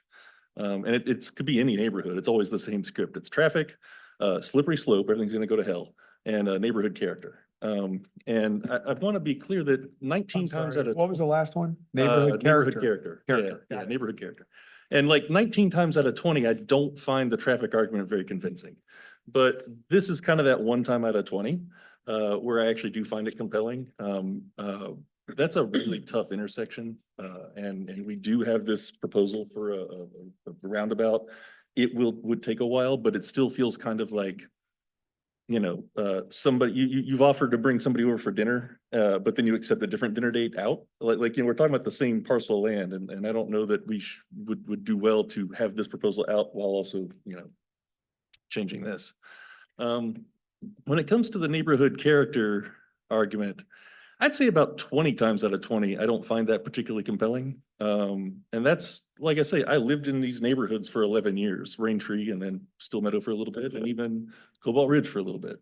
And so, you know, I had neighbors in Raintree who are still my friends. It's convenient to a lot of things. At the time I lived there, the HOA was pretty hands-off. It was just a group buy for trash removal. But there's a thing that I always wished we could have had in that neighborhood, and it's a third space. There's no third space aside from a sidewalk that runs along Old Brook Road. There's no place for neighbors to gather. There's no coffee shop. There's no public park. There's no boba tea shop. Maybe that's a little too soon, but you know, if you want to connect people across a neighborhood, you have to have an area to do that, and a sidewalk isn't that. So, you know, I do think if we were considering a proposal for the middle of Old Brook Road, might be a different story, something that actually, you know, if you look at how other countries or other cities in the US and even now Charlottesville, it's very common to have residential zoning that includes small scale commercial that supports the neighborhood. So it makes it a vibrant place. So I want to zoom out a little bit and just talk about like what is the purpose of zoning with these residential designations? I mean, what is it? Like I'm getting real existential here, kind of coming into this. And I saw a comment online, somebody who wrote that you know, the purpose of zoning is for neighbors to have a say in other people's, you know, properties. I was like, is that really what we're doing? Or is zoning there to protect the comfortable and exclude lower income people? Right? Because that's basically how it functioned for the 20th century. Then you add on to that HOAs, and I'll say now too, I've been a member of HOAs, but I think they do more harm than good most of the time. They're anti-democratic. They're basically a sub-layer of quasi-government that's not transparent and it's not accountable. They're anti-freedom. Their primary purpose is to keep certain kinds of people out and preserve a status quo that's not just. I'm going on. And to me, as far as I'm concerned, the restrictive covenants that prop up that kind of system ought to be thrown out. So then this now says, what could be a better kind of zoning? How could we approach zoning in a better way? How about this? Let's use zoning to encourage development that benefits a community's health, economy, and social relationships. Let's talk about health and social relationships. And to me, that's a big one right now. People have a need for social connection, and that's true now more than ever. The loneliness epidemic is real, it's growing, our young people are suffering, and our built environment is failing on that front. The built environment we've created in these so-called settled neighborhoods is a social failure when it comes to keeping people connected. And so I hope staff hears that part when it comes to the comprehensive plan. Also, to zoom back, traffic reasons and related are and the other compelling, like, I'm not sure why this is really that needed, make me not very inclined to support this particular proposal. Thank you. Anybody else like to go next, or? Yeah. We're in discussion, so it doesn't have to be. If anybody can go. I mean, first of all, I really appreciate Nathan's comments. I too am supportive of commercial uses within neighborhoods. I think actually what we've done with big areas of land that are just strictly residential has made everything car-centric, has created a lack of community gathering spaces, you know, as you said, creates a lack of walkability. But I think the core criteria there is it a supportive use of the community? And this doesn't feel supportive of the community to me. It feels like that the orientation and the drive of this is actually bringing people into these locations, not serving the people within the neighborhood. As was mentioned, if this was proposed for the middle of the neighborhood, I would feel differently about it. So there's that. And then also the traffic situation. I think, you know, this is until the traffic situation there is resolved, this seems untenable.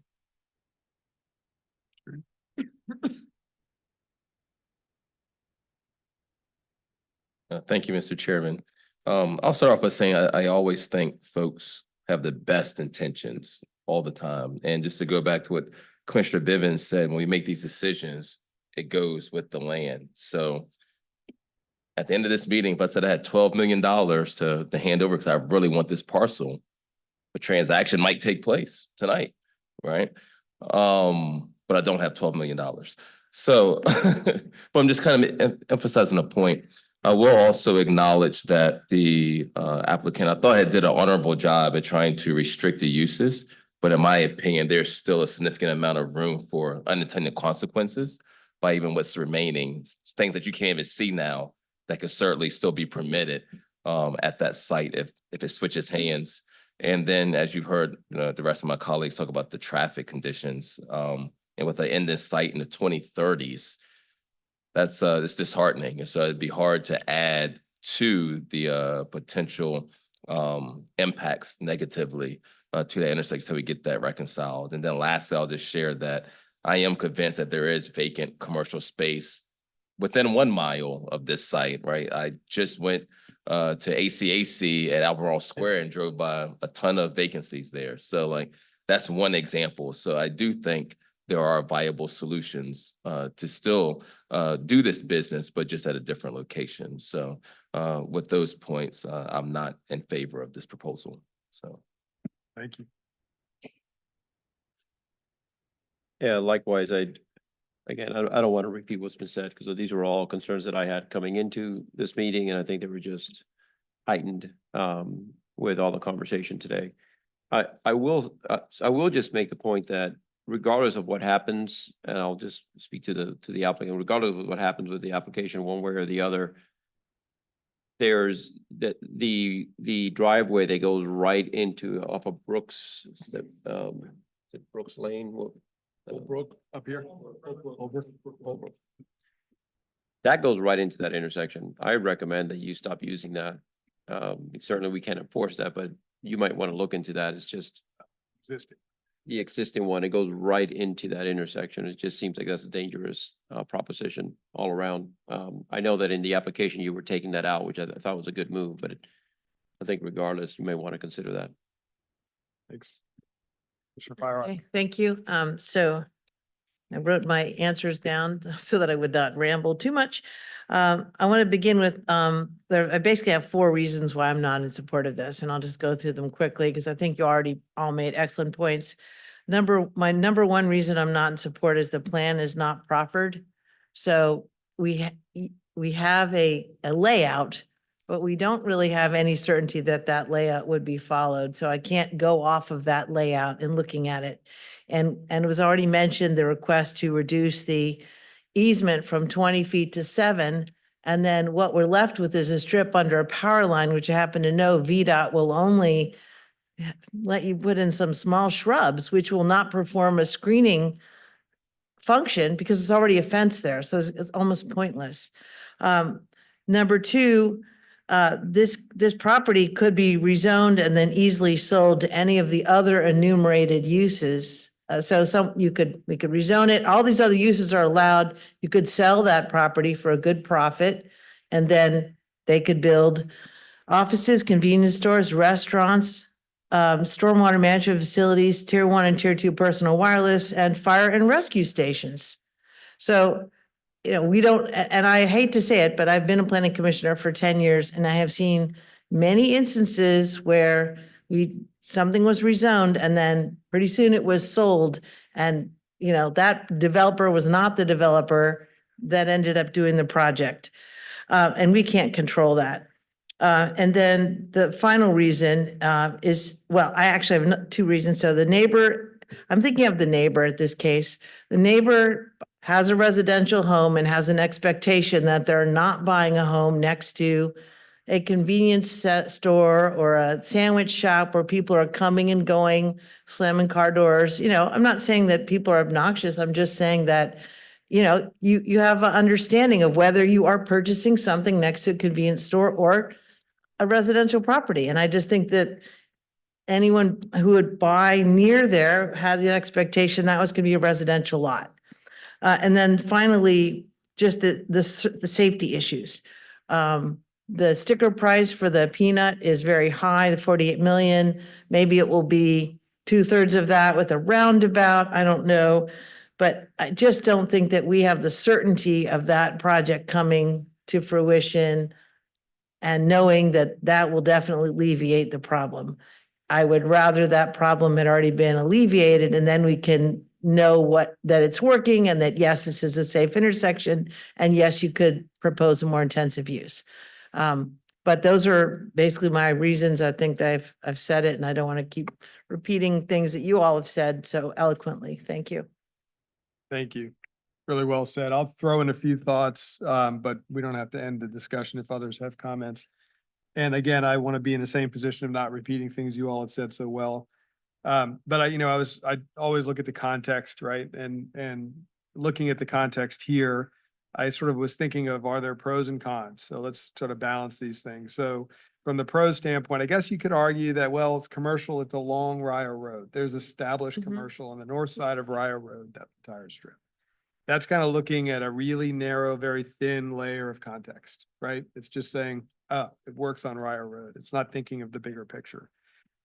It could serve the community. I mean, there may be, even though it seems like the sidewalk's sort of dead end, it does seem like there might be some walkability opportunities there for some of the community. I mean, that may be a stretch, but the ARB would oversee this. There's the aesthetic piece. It's on the entrance corridor. Fits within the land use and comp plans, secondary uses. As Commissioner Carazana said, relocating the driveways and improving the circulation, albeit a pass-through, does create what seems to be a much more safe situation. On the challenges or maybe the downsides, the longer list for me, and I think, it starts with the plan not being proffered and all of the things that have been so well said here, the sort of uncertainty of the future. And I'll be honest, I coming into this, I thought, that would really make a big difference. I'm not so sure it really would make that big of a difference right now in hindsight, just thinking and being fair to the applicant. If they came and said they'd proffer the plan, I'm not sure that would do it for me, but I'm just saying that in general. Traffic is still a major issue, and that's one of the reasons why I'm not sure that would be enough. The setbacks, I walked the site, not internally, but a perimeter this afternoon, and it's tight. And it's, asking for a reduction from 20 feet down to 7.9 in an area that can't be probably buffered very well is really just, it doesn't feel right, doesn't feel appropriate for the site. We talked about vehicle trips, we're talking about 100 trips, and some are saying, it's not a big deal. I tend to think it's a pretty big deal, and it's probably gonna be peak hour, higher volumes at certain times. So I don't know. Again, that's a traffic related comment. But those are my comments. Any other discussion or thoughts or emotions? I would sort of, if you look at that narrow band that's on Route 29, that's on Ryle Road North, there's nothing behind it. So if you get past Church of Our Savior, you go towards the city, there's nothing there. What is sort of affectionately referred to as Gasoline Alley. And so, yes, there is a number until you get to, I don't know what the church is called now, but it used to be called Covenant Church, but I don't know. I think it's changed its name. And so that whole range here, yes, it's got an intense sort of commercial use, but there's nothing there. There's no community back there. And so that may work. And if you go past the two churches north, again, you've got that one big apartment complex that we may get something next to. In fact, I think we are getting something next to what used to be a Louisiana restaurant and then turned into a tractor place. It was more interesting when it was more interesting when it was a Louisiana restaurant, but that's a long time ago. So we've got these sort of areas that set themselves up to be commercial areas, and this doesn't feel yet like it is one of those. Right. I agree. Yeah. Is that, you disagreeing with me? No, I agree with you. I'm saying, no, it doesn't feel like that. You're going. Yeah, that's a good point. Well, if there are no other comments. Would anybody like to make a motion? The motions on the screen might help as far as the wording.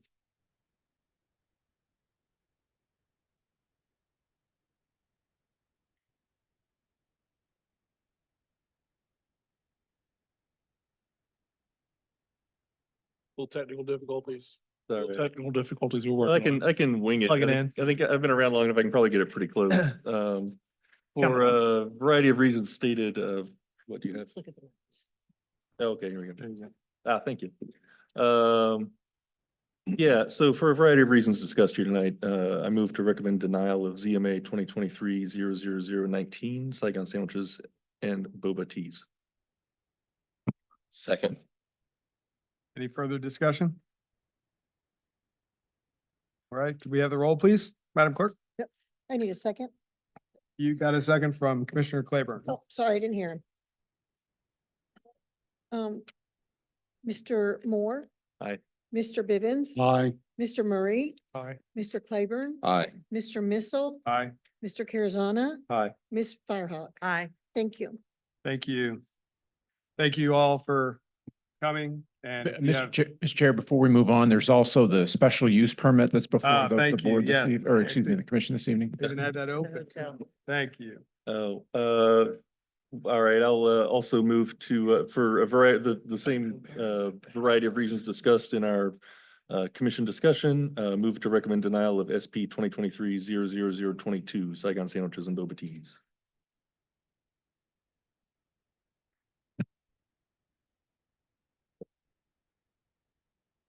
It was both a ZMA and a SP, so it was the. One was a rezoning and one was a special use permit Yeah, for. one is the existing rezoning. uses. Yeah, yeah. So this is to go from 2 to 3 Units. And rooms, right? it's for a special use permit in a commercial district. So that would require that. Yeah, since we didn't. Oh, so it we requires, didn't, it requires the commercial. Correct. Oh, It still requires action on the part of the commission. The applicant has filed an application and it deserves a recommendation either up or down from the commission. For the special use permit. So. Correct. So we have a motion. Okay, For second. denial. Do we have a second? Second. Second, Commissioner Claiborne. Any discussion? Yeah, just for clarification, because I wasn't, so that requires a commercial as well, so. Thank you. That's always lost. Great, thanks. Roll, please. Okay. Ms. Firehawk, Aye. Mr. Carazana. Aye. Mr. Missile. Aye. Mr. Claiborne. Aye. Mr. Murray, Aye. Mr. Bivens. Aye. Mr. Moore. Aye. Thank you. Great, thank you. Thanks, everybody. If you do leave, please carry on conversations outside. We've still got some business to do. I'm gonna tell them Appreciate it it. goes to the board. Pardon? Tell them it goes to the board next. Yeah, I don't know. all right. We will move on to committee reports. Item number 6. Are there any committee reports from commissioners? Yes, I have a report. So the Crozet CCAC met, we had a conversation about a report on affordable housing initiatives. It was very enlightening.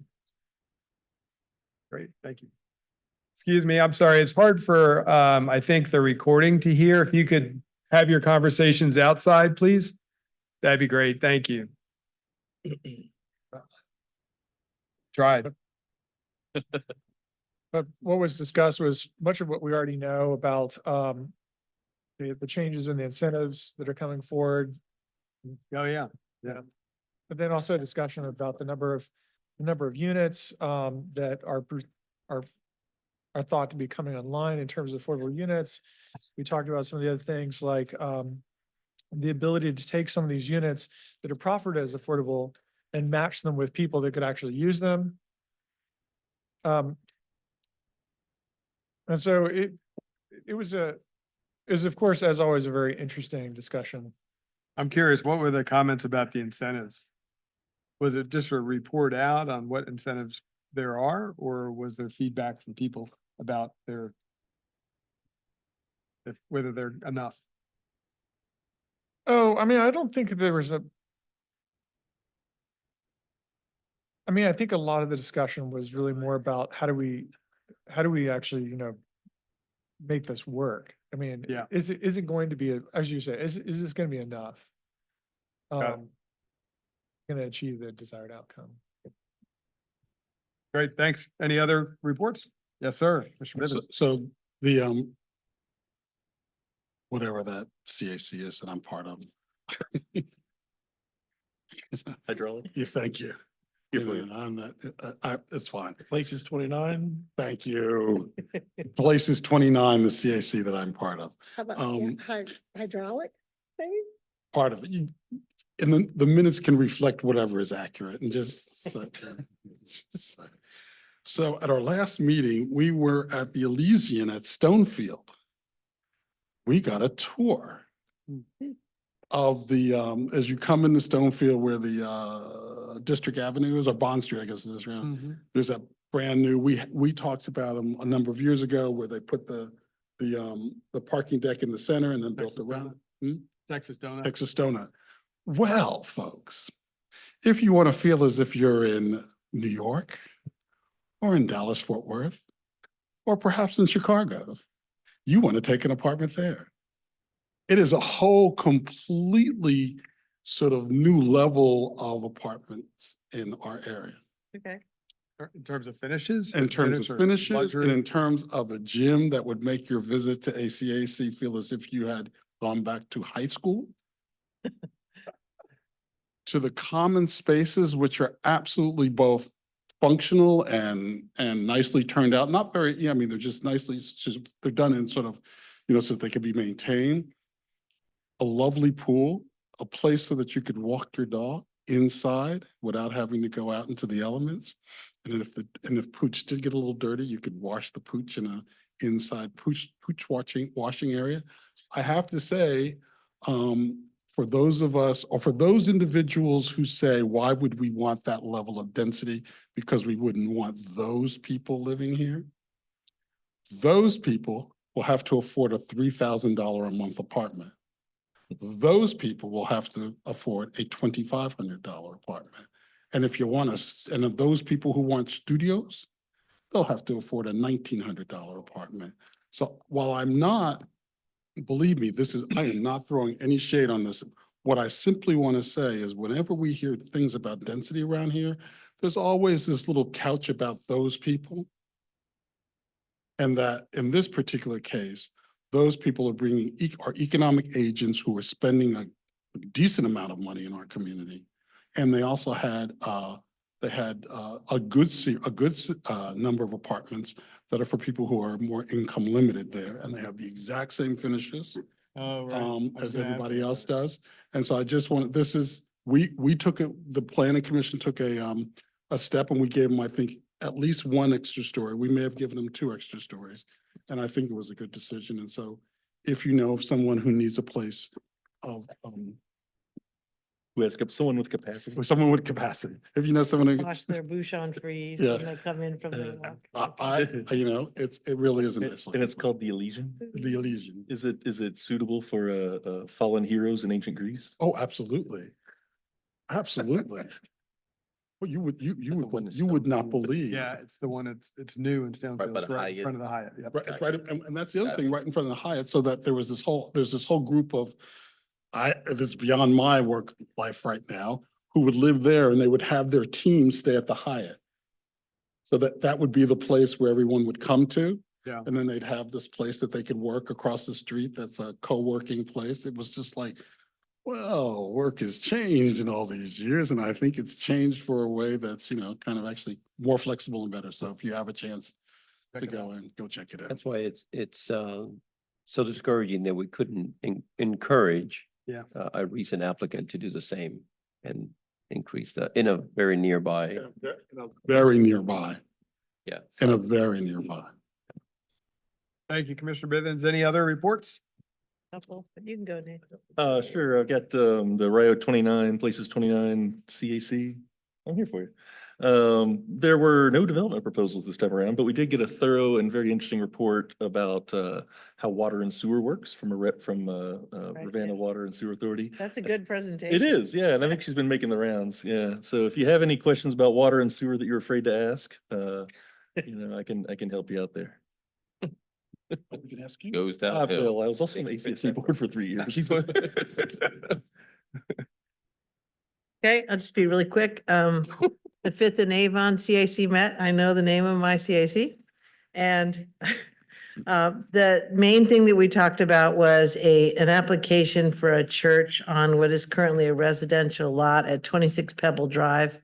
It's just off Route 20 and it's next to Kappa Sigma. So it's just sort of going south on 20. They want 55,000 square feet of space. So I think it's because it's the Charlottesville Community Church. I think part of their request, they're not going to build that all at once, but I think they want to have like a gym and facilities for kids to come after school. So it's kind of a very ambitious undertaking. It'll come to us eventually. And Fred, I did take notes of what the concerns were about that. So I still need to send those notes out there in my terrible scrawl right now, but I will type them and share them with you and the others. Thanks. Just a quick question. Yeah. I did review that presentation, but I Uh-huh. didn't see a plan. Was there a plan? No, it was literally a rectangle in the Yeah. middle. Okay, got it. And that's what I it. saw. And the then last there, slide. yeah, and there were some concerns. Some people asked if Pebble Drive would have to remain the entry and the applicant said it would have to. So that some people didn't like where the right of way is currently located, but there's a landlocked parcel, I think, that has an easement across that right of way. There's a bunch of complication around that. I got you. And then the Historic Preservation Committee met. We met. That's news, right? That's news. We are still working on figuring out what topics we might have for 2 new county historic markers. And as I mentioned in the past, once we get the comp plan going, then we can, after that, launch the sort of community-driven historic marker program where people can nominate ideas. So that's kind of neat. And Nathan, thank you for sending along a potential warm breathing person to be on the committee. So we did get we have one new member and then Nathan was talking to someone else. But I do want to note that I tried to find the link on the county's website for how you apply to join this. And after 15 minutes, I still couldn't find it. And the search function, if you type in apply for commission, apply, just try it. You won't find the application. I'm really good at searching on the internet. I couldn't find it. So I imagined somebody wanting to join our committee and never being able to find it. So if you can send it to me and then also make it easy for people who want to volunteer for our city, our commission, sorry. Anyway, that's it. Great. Thank you. Hi, I'll be brief. Well, the MPO Tech met last week. We discussed the TIP, the Transportation Improvement Program, and an update on the smart scale. So there was a lot of basically an update on all the ones we already talked about. The Barracks Road, this peanut came up. Although the number that we heard was very different. It was actually upwards of $80 million. Oh, $80 million. Peanut. We just got it the other day, 46 million with the final Okay, inflated so I just wonder number if it was just, if they said the wrong number at the Must MPO Tech, have. but Yeah. yeah, that was, and in any case, Rule of double on every project cost. yeah. So Barracks Road is obviously one that's high priority, likely in multiple phases. Okay. And then they discussed also the diverging diamond in Fifth Street. So as kind of the main ones that were moving forward. When's the diverging diamond maybe coming? When is that coming? Yeah. Well, it was in this application. Okay. So the Fifth Street one? Yeah, Yeah, so like it was in this application. So theoretically, if it was successful in like 4 or 5 years. I think the timeline that Kevin was providing you is for this match round that. of, Okay. I would also mention that a lot of things these days in our area being delivered with design, instead of a design bid build, it's a design build. Right. And those ones are being delivered much more quickly. Yeah. Okay. And sometimes at considerable cost savings Right. to the other one. So I'm in favor of trying to find more ways to deliver projects that way. We'll see how we can work that with VDOT. So. Okay. Awesome. Any other reports? Oh, Chair, I would just remind people that if you're on Hydraulic Road trying to cross 29, no left turns. Oh, yeah. Doesn't matter if you're coming towards Whole Foods, no left turn. Doesn't matter if you're going away from Whole Foods, no left turn.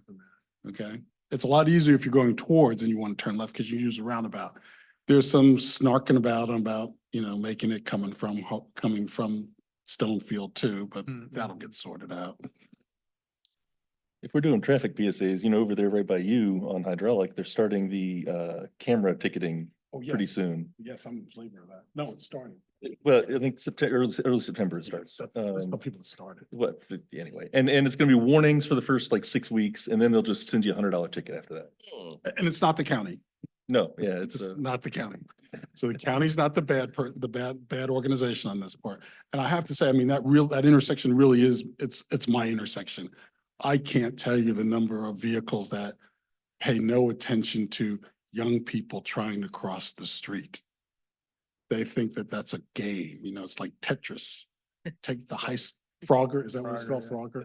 Take the high school student out. And so anything that will calm people down over there, I'm like, pay your $100 and calm down. All right. Thanks, everybody. The rest of the agenda is on Michael Barnes's lap. We will begin with August 7th, 14th, and 21st Board of Supervisor meeting updates. Thank you, sir. Before I do that, Mr. Bivens, I think that there is a recognition of that left turn, and that's part of why VDOT's trying to expedite the roundabout up at Stonefield there. So duly noted. Thank you, Mr. Chair. Board of Supervisors meetings. So we've had 3 since we last met. The first was on October 7th. And items they considered and passed were, first of all, for the Flow Hyundai outdoor storage and display, with a special exception for viewing of vehicles waiting for repair. That was the one off Berkmar. So that was passed. The Granger ZMA, the one that down in the sort of southwestern quadrant of our community or the development area, with its little over 200 dwelling units, that was also was passed. And that's the one with the shared use path linking from Sunset over to Stribling Avenue by Fontaine Research Park. So I'm excited about that. And then the final thing was a ZTA for the grading standards, and the little taller, retaining walls, especially those associated with public projects. The July 14th one wasn't as exciting, perhaps from your all's perspective. It was a joint Board of Supervisors and EDA meeting. They discussed an update on Ravenna Village, as well as the Economic Development Strategic Plan. Ravenna Village or Ravenna Futures? Thank you, sir. Ravenna Futures. Yeah, I was like, why are we talking about Ravenna? Well, because I wrote it down wrong. And then on the 21st, the board heard the special use permit for Kappa Sigma. That was the one where they were relocating the building. I know there was a lot of work staff did on trying to get the building elevation in a way that didn't block the views from the folks from the behind. That was also still a major discussion, but the board went ahead and approved it nonetheless. There was also two other special use permits, one for Crown Orchard down towards Batesville with an 1.5 acre solar system to support the the agricultural use down there. And then finally, the Gray Restaurant, that's the building that on Shadwell off of Route 22 that next to the Foreign Legion. It was the wine shop there that Oh, right.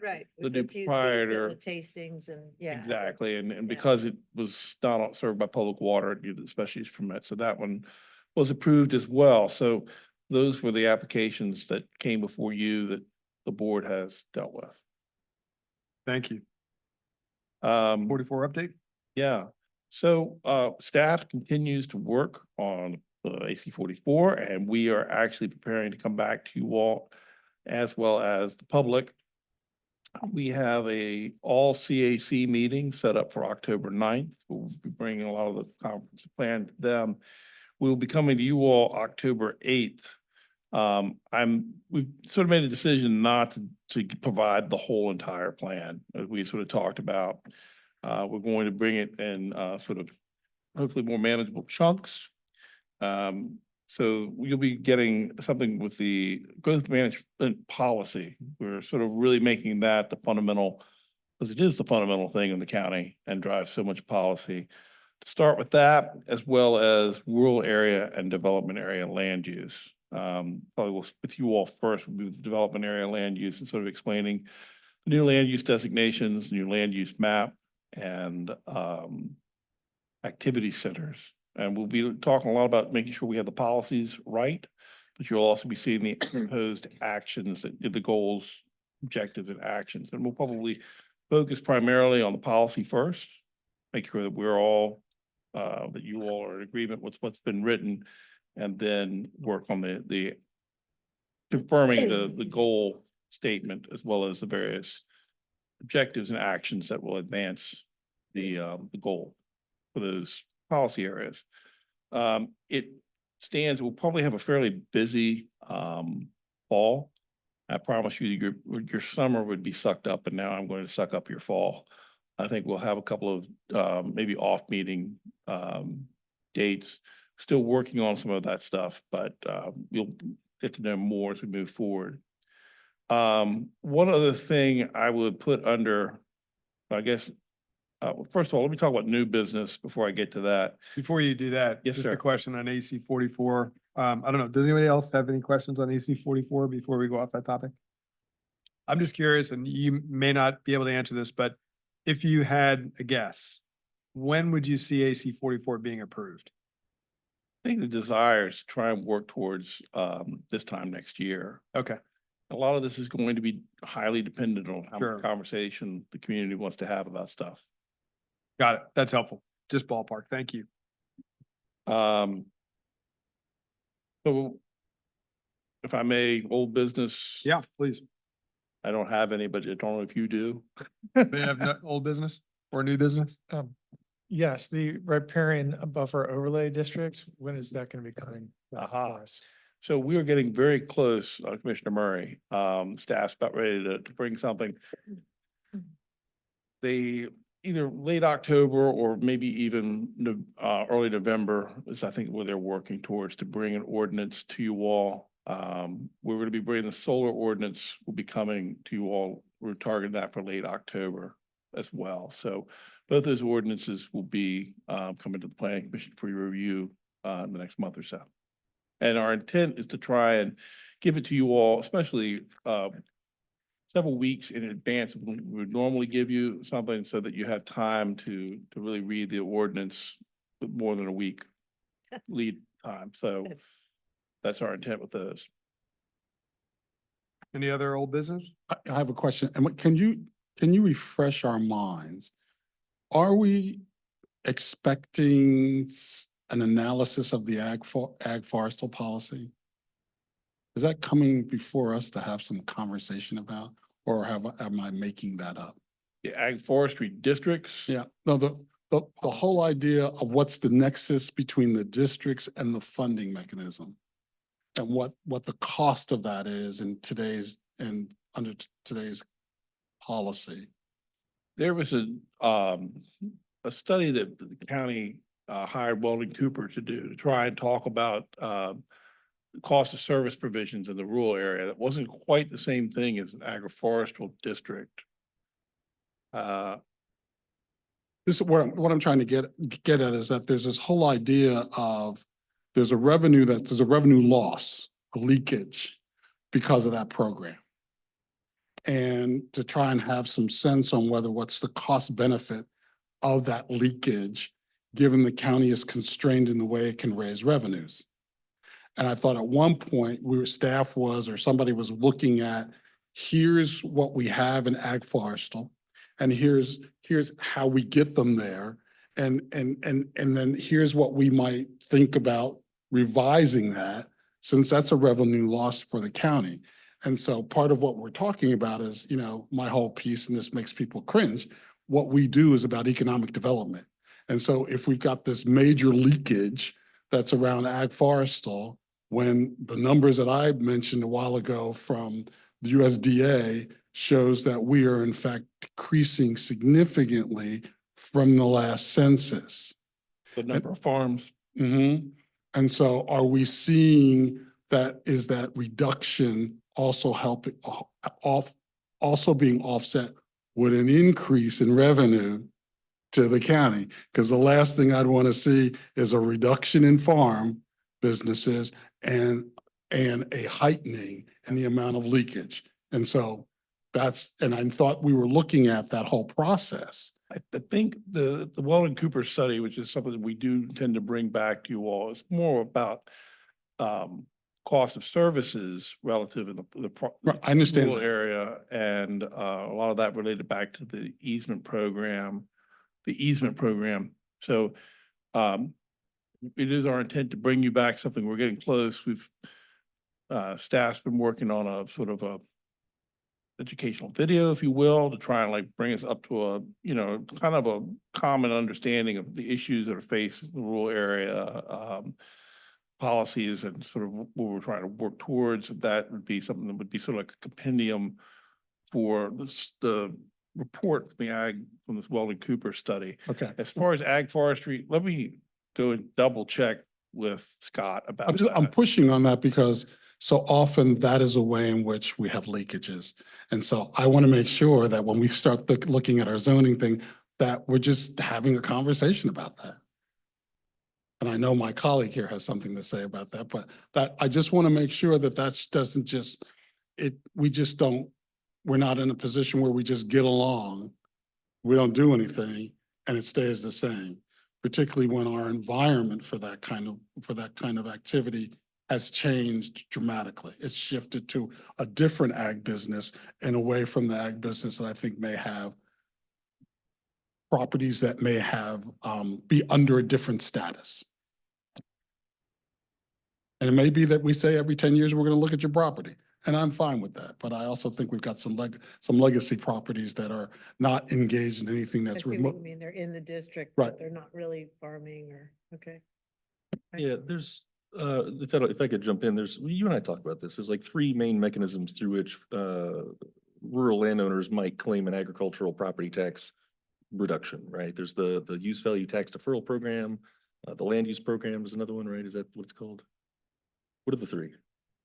Yeah, so, Conservation, yeah. yeah, so, I mean, all of them fall under, in many ways, land use, the authorizing, for land use valuation, right? But ag forestry districts are a special way of getting in, qualifying for a land use valuation. But, then there's, qualifying as agriculture, horticulture, forestry and so forth. And so the county has adopted all the different kinds of land use. And also has ag forestry districts. Right. Now, to what I think Julian was saying, not to speak for you, Please. is that, we still pay, the city of Charlottesville, in revenue sharing, a certain amount of money, based upon the base value of properties in Albemarle County, when you look at the formula. And so that's one piece of this. We pay the city of Charlottesville more money than we actually collect in revenue off of a lot of properties that are in land use valuation. And so that there's a real deficit there that occurs there. And one of the things that's been talked about, I think it is worth mentioning every time we talk about easements, is that when a property goes under conservation easement, that the actual value of the property decreases to the land use value. So we're actually reducing the amount of money that we pay in revenue sharing to the city of Charlottesville. So we actually save money every time a property does that. And so an argument that I've been making for a long time, and I think should be included in any of these discussions about, land use versus easements, is that, land use is in many ways renting conservation with no guarantee that that property will ever be conserved. Whereas a conservation easement is buying conservation. And so one is saving a considerable amount of money, and the other one is spending money annually at a rate. And so that's. Yeah.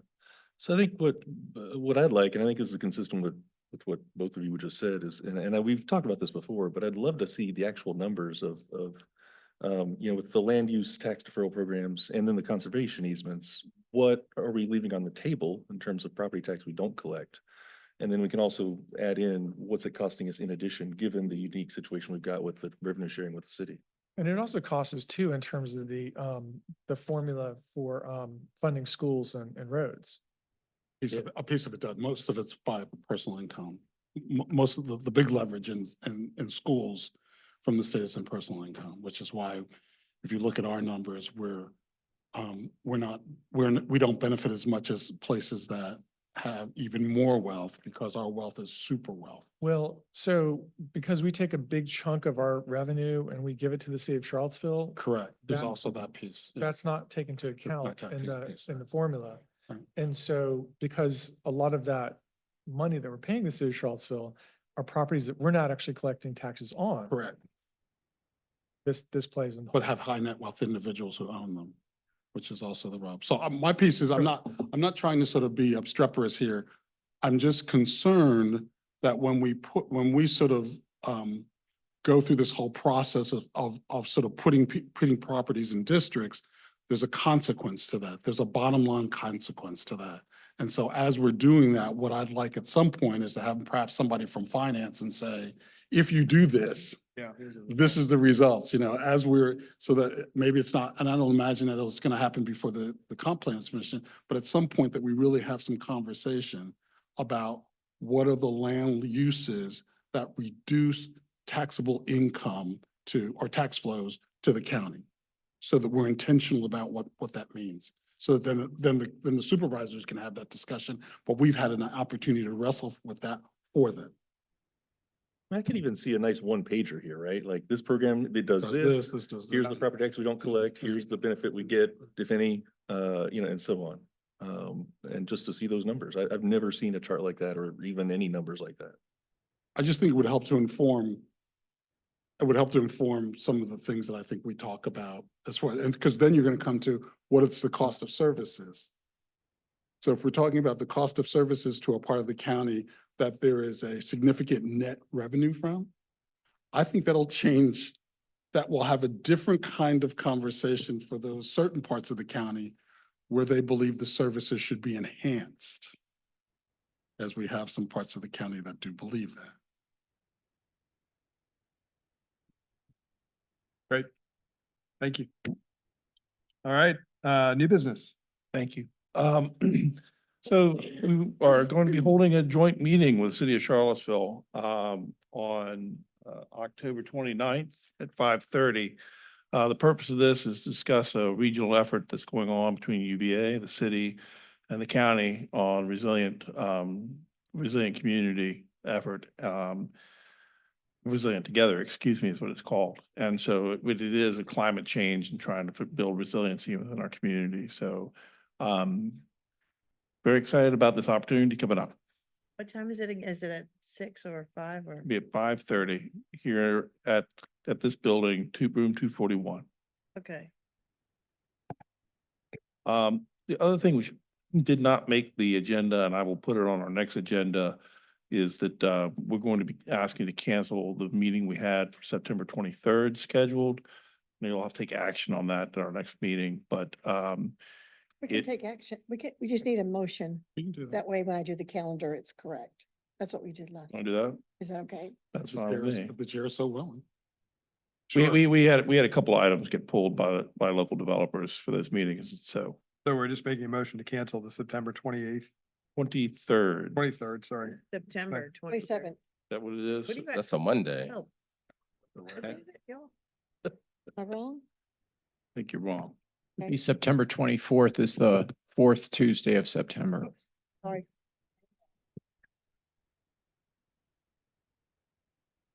Is that what you want to cancel the 24th? Give me just 2 seconds. It is that is the 4th Tuesday. September 24th. September 24th. Would anybody like to make a motion to cancel the September 24th Planning Commission meeting? I'll do it. All right, we have a motion. Move that we cancel the September 24th Planning Commission meeting. Thank you. Motion and a second. Second. Any discussion? All right, can we call the roll, please? Yes. Ms. Firehawk, Aye. Mr. Carazana, Aye. Mr. Missile, Aye. Mr. Claiborne, Aye. Mr. Murray, Aye. Mr. Bivens. Aye. And Mr. Moore. Aye. Thank you. Thank you. And maybe this is a good time to point out and to congratulate Andy Herrick. His interim appointment. You just showed your colors right there, just nailing the date for us. That was fantastic. But congratulations, well earned. And Thank you very much. I appreciate it. will you still be with us? So I begin service as the interim county attorney on September 1st. And during the interim period, my intention is to continue serving both the planning commission and community development during the interim period. And then once a permanent county attorney is appointed, we'll take another look at that point. But Got it. Thank you. Awesome. All right, any other new business? I've got a little thing. I wanted to bring everybody's attention to Charlottesville Tomorrow, published a piece today, if you missed it, titled "Residents are being kicked out of one of the area's most affordable apartment complexes to make way for luxury units." It's down on Old Lynchburg Road. It's the Cavalier Crossing complex. 100 and some, about 500 people live there. And yeah, and the average per bedroom rent is, $525 some dollars. They're going to put in luxury spaces. They're going to be double or more of that, which is real tough. And so what's happened is that everybody who lives there has just gotten non-renewal notices on their leases. And I just want to bring this up because we had this, and then recently in the city, there was the whole mobile home situation where developers are going to come in and do who knows what, but certainly displace a lot of people. And one of the arrows in our quiver that we never talk about, but I'd like us to get on an agenda some way or another, whether it's through board or here, or I don't know how, is to start talking seriously about social housing. Where's it happening outside Did the you US? say social health? Social housing. Housing. Yeah, social housing. Oh, I'm sorry, yeah. Social housing being, where the county, the governmental entity is the developer. Right. And does create housing that is beautiful and nice and made for mixed incomes. And it's happening just to our north in Montgomery County, Maryland. It's happened a lot of other places, not as many in the US, but certainly a lot outside the US. at scale outside the US. And there's different ways to do it, different ways to go about it. But I think if we can start thinking about how we put county resources toward public goods, which includes, to me, people like our UVA health wage workers being able to afford to live here, then that's a progress, you know, that we have a community that's made up of people who aren't just being displaced and have, you know, the low income people have to leave. It's a great point. We can always have a discussion about it. We can also, in addition, or alternatively, talk to Dr. Bethia and see if it's been considered here as part of the big picture and what they found.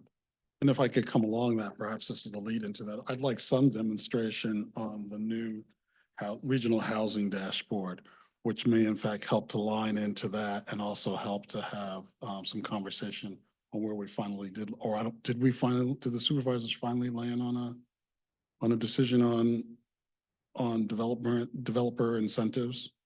It was at 15, it was gonna go to 20, and then I don't know where, I don't have any. Yeah, there was a housing policy that was adopted, April timeframe, I would Okay. say. It was March 31st, I thought, but. Oh, getting April then. As the developer in the room, he understands what that means. And indeed, it's basically targeted towards rental properties. And what it is it's moving up for kind of sort of what the base expectation is for rezonings.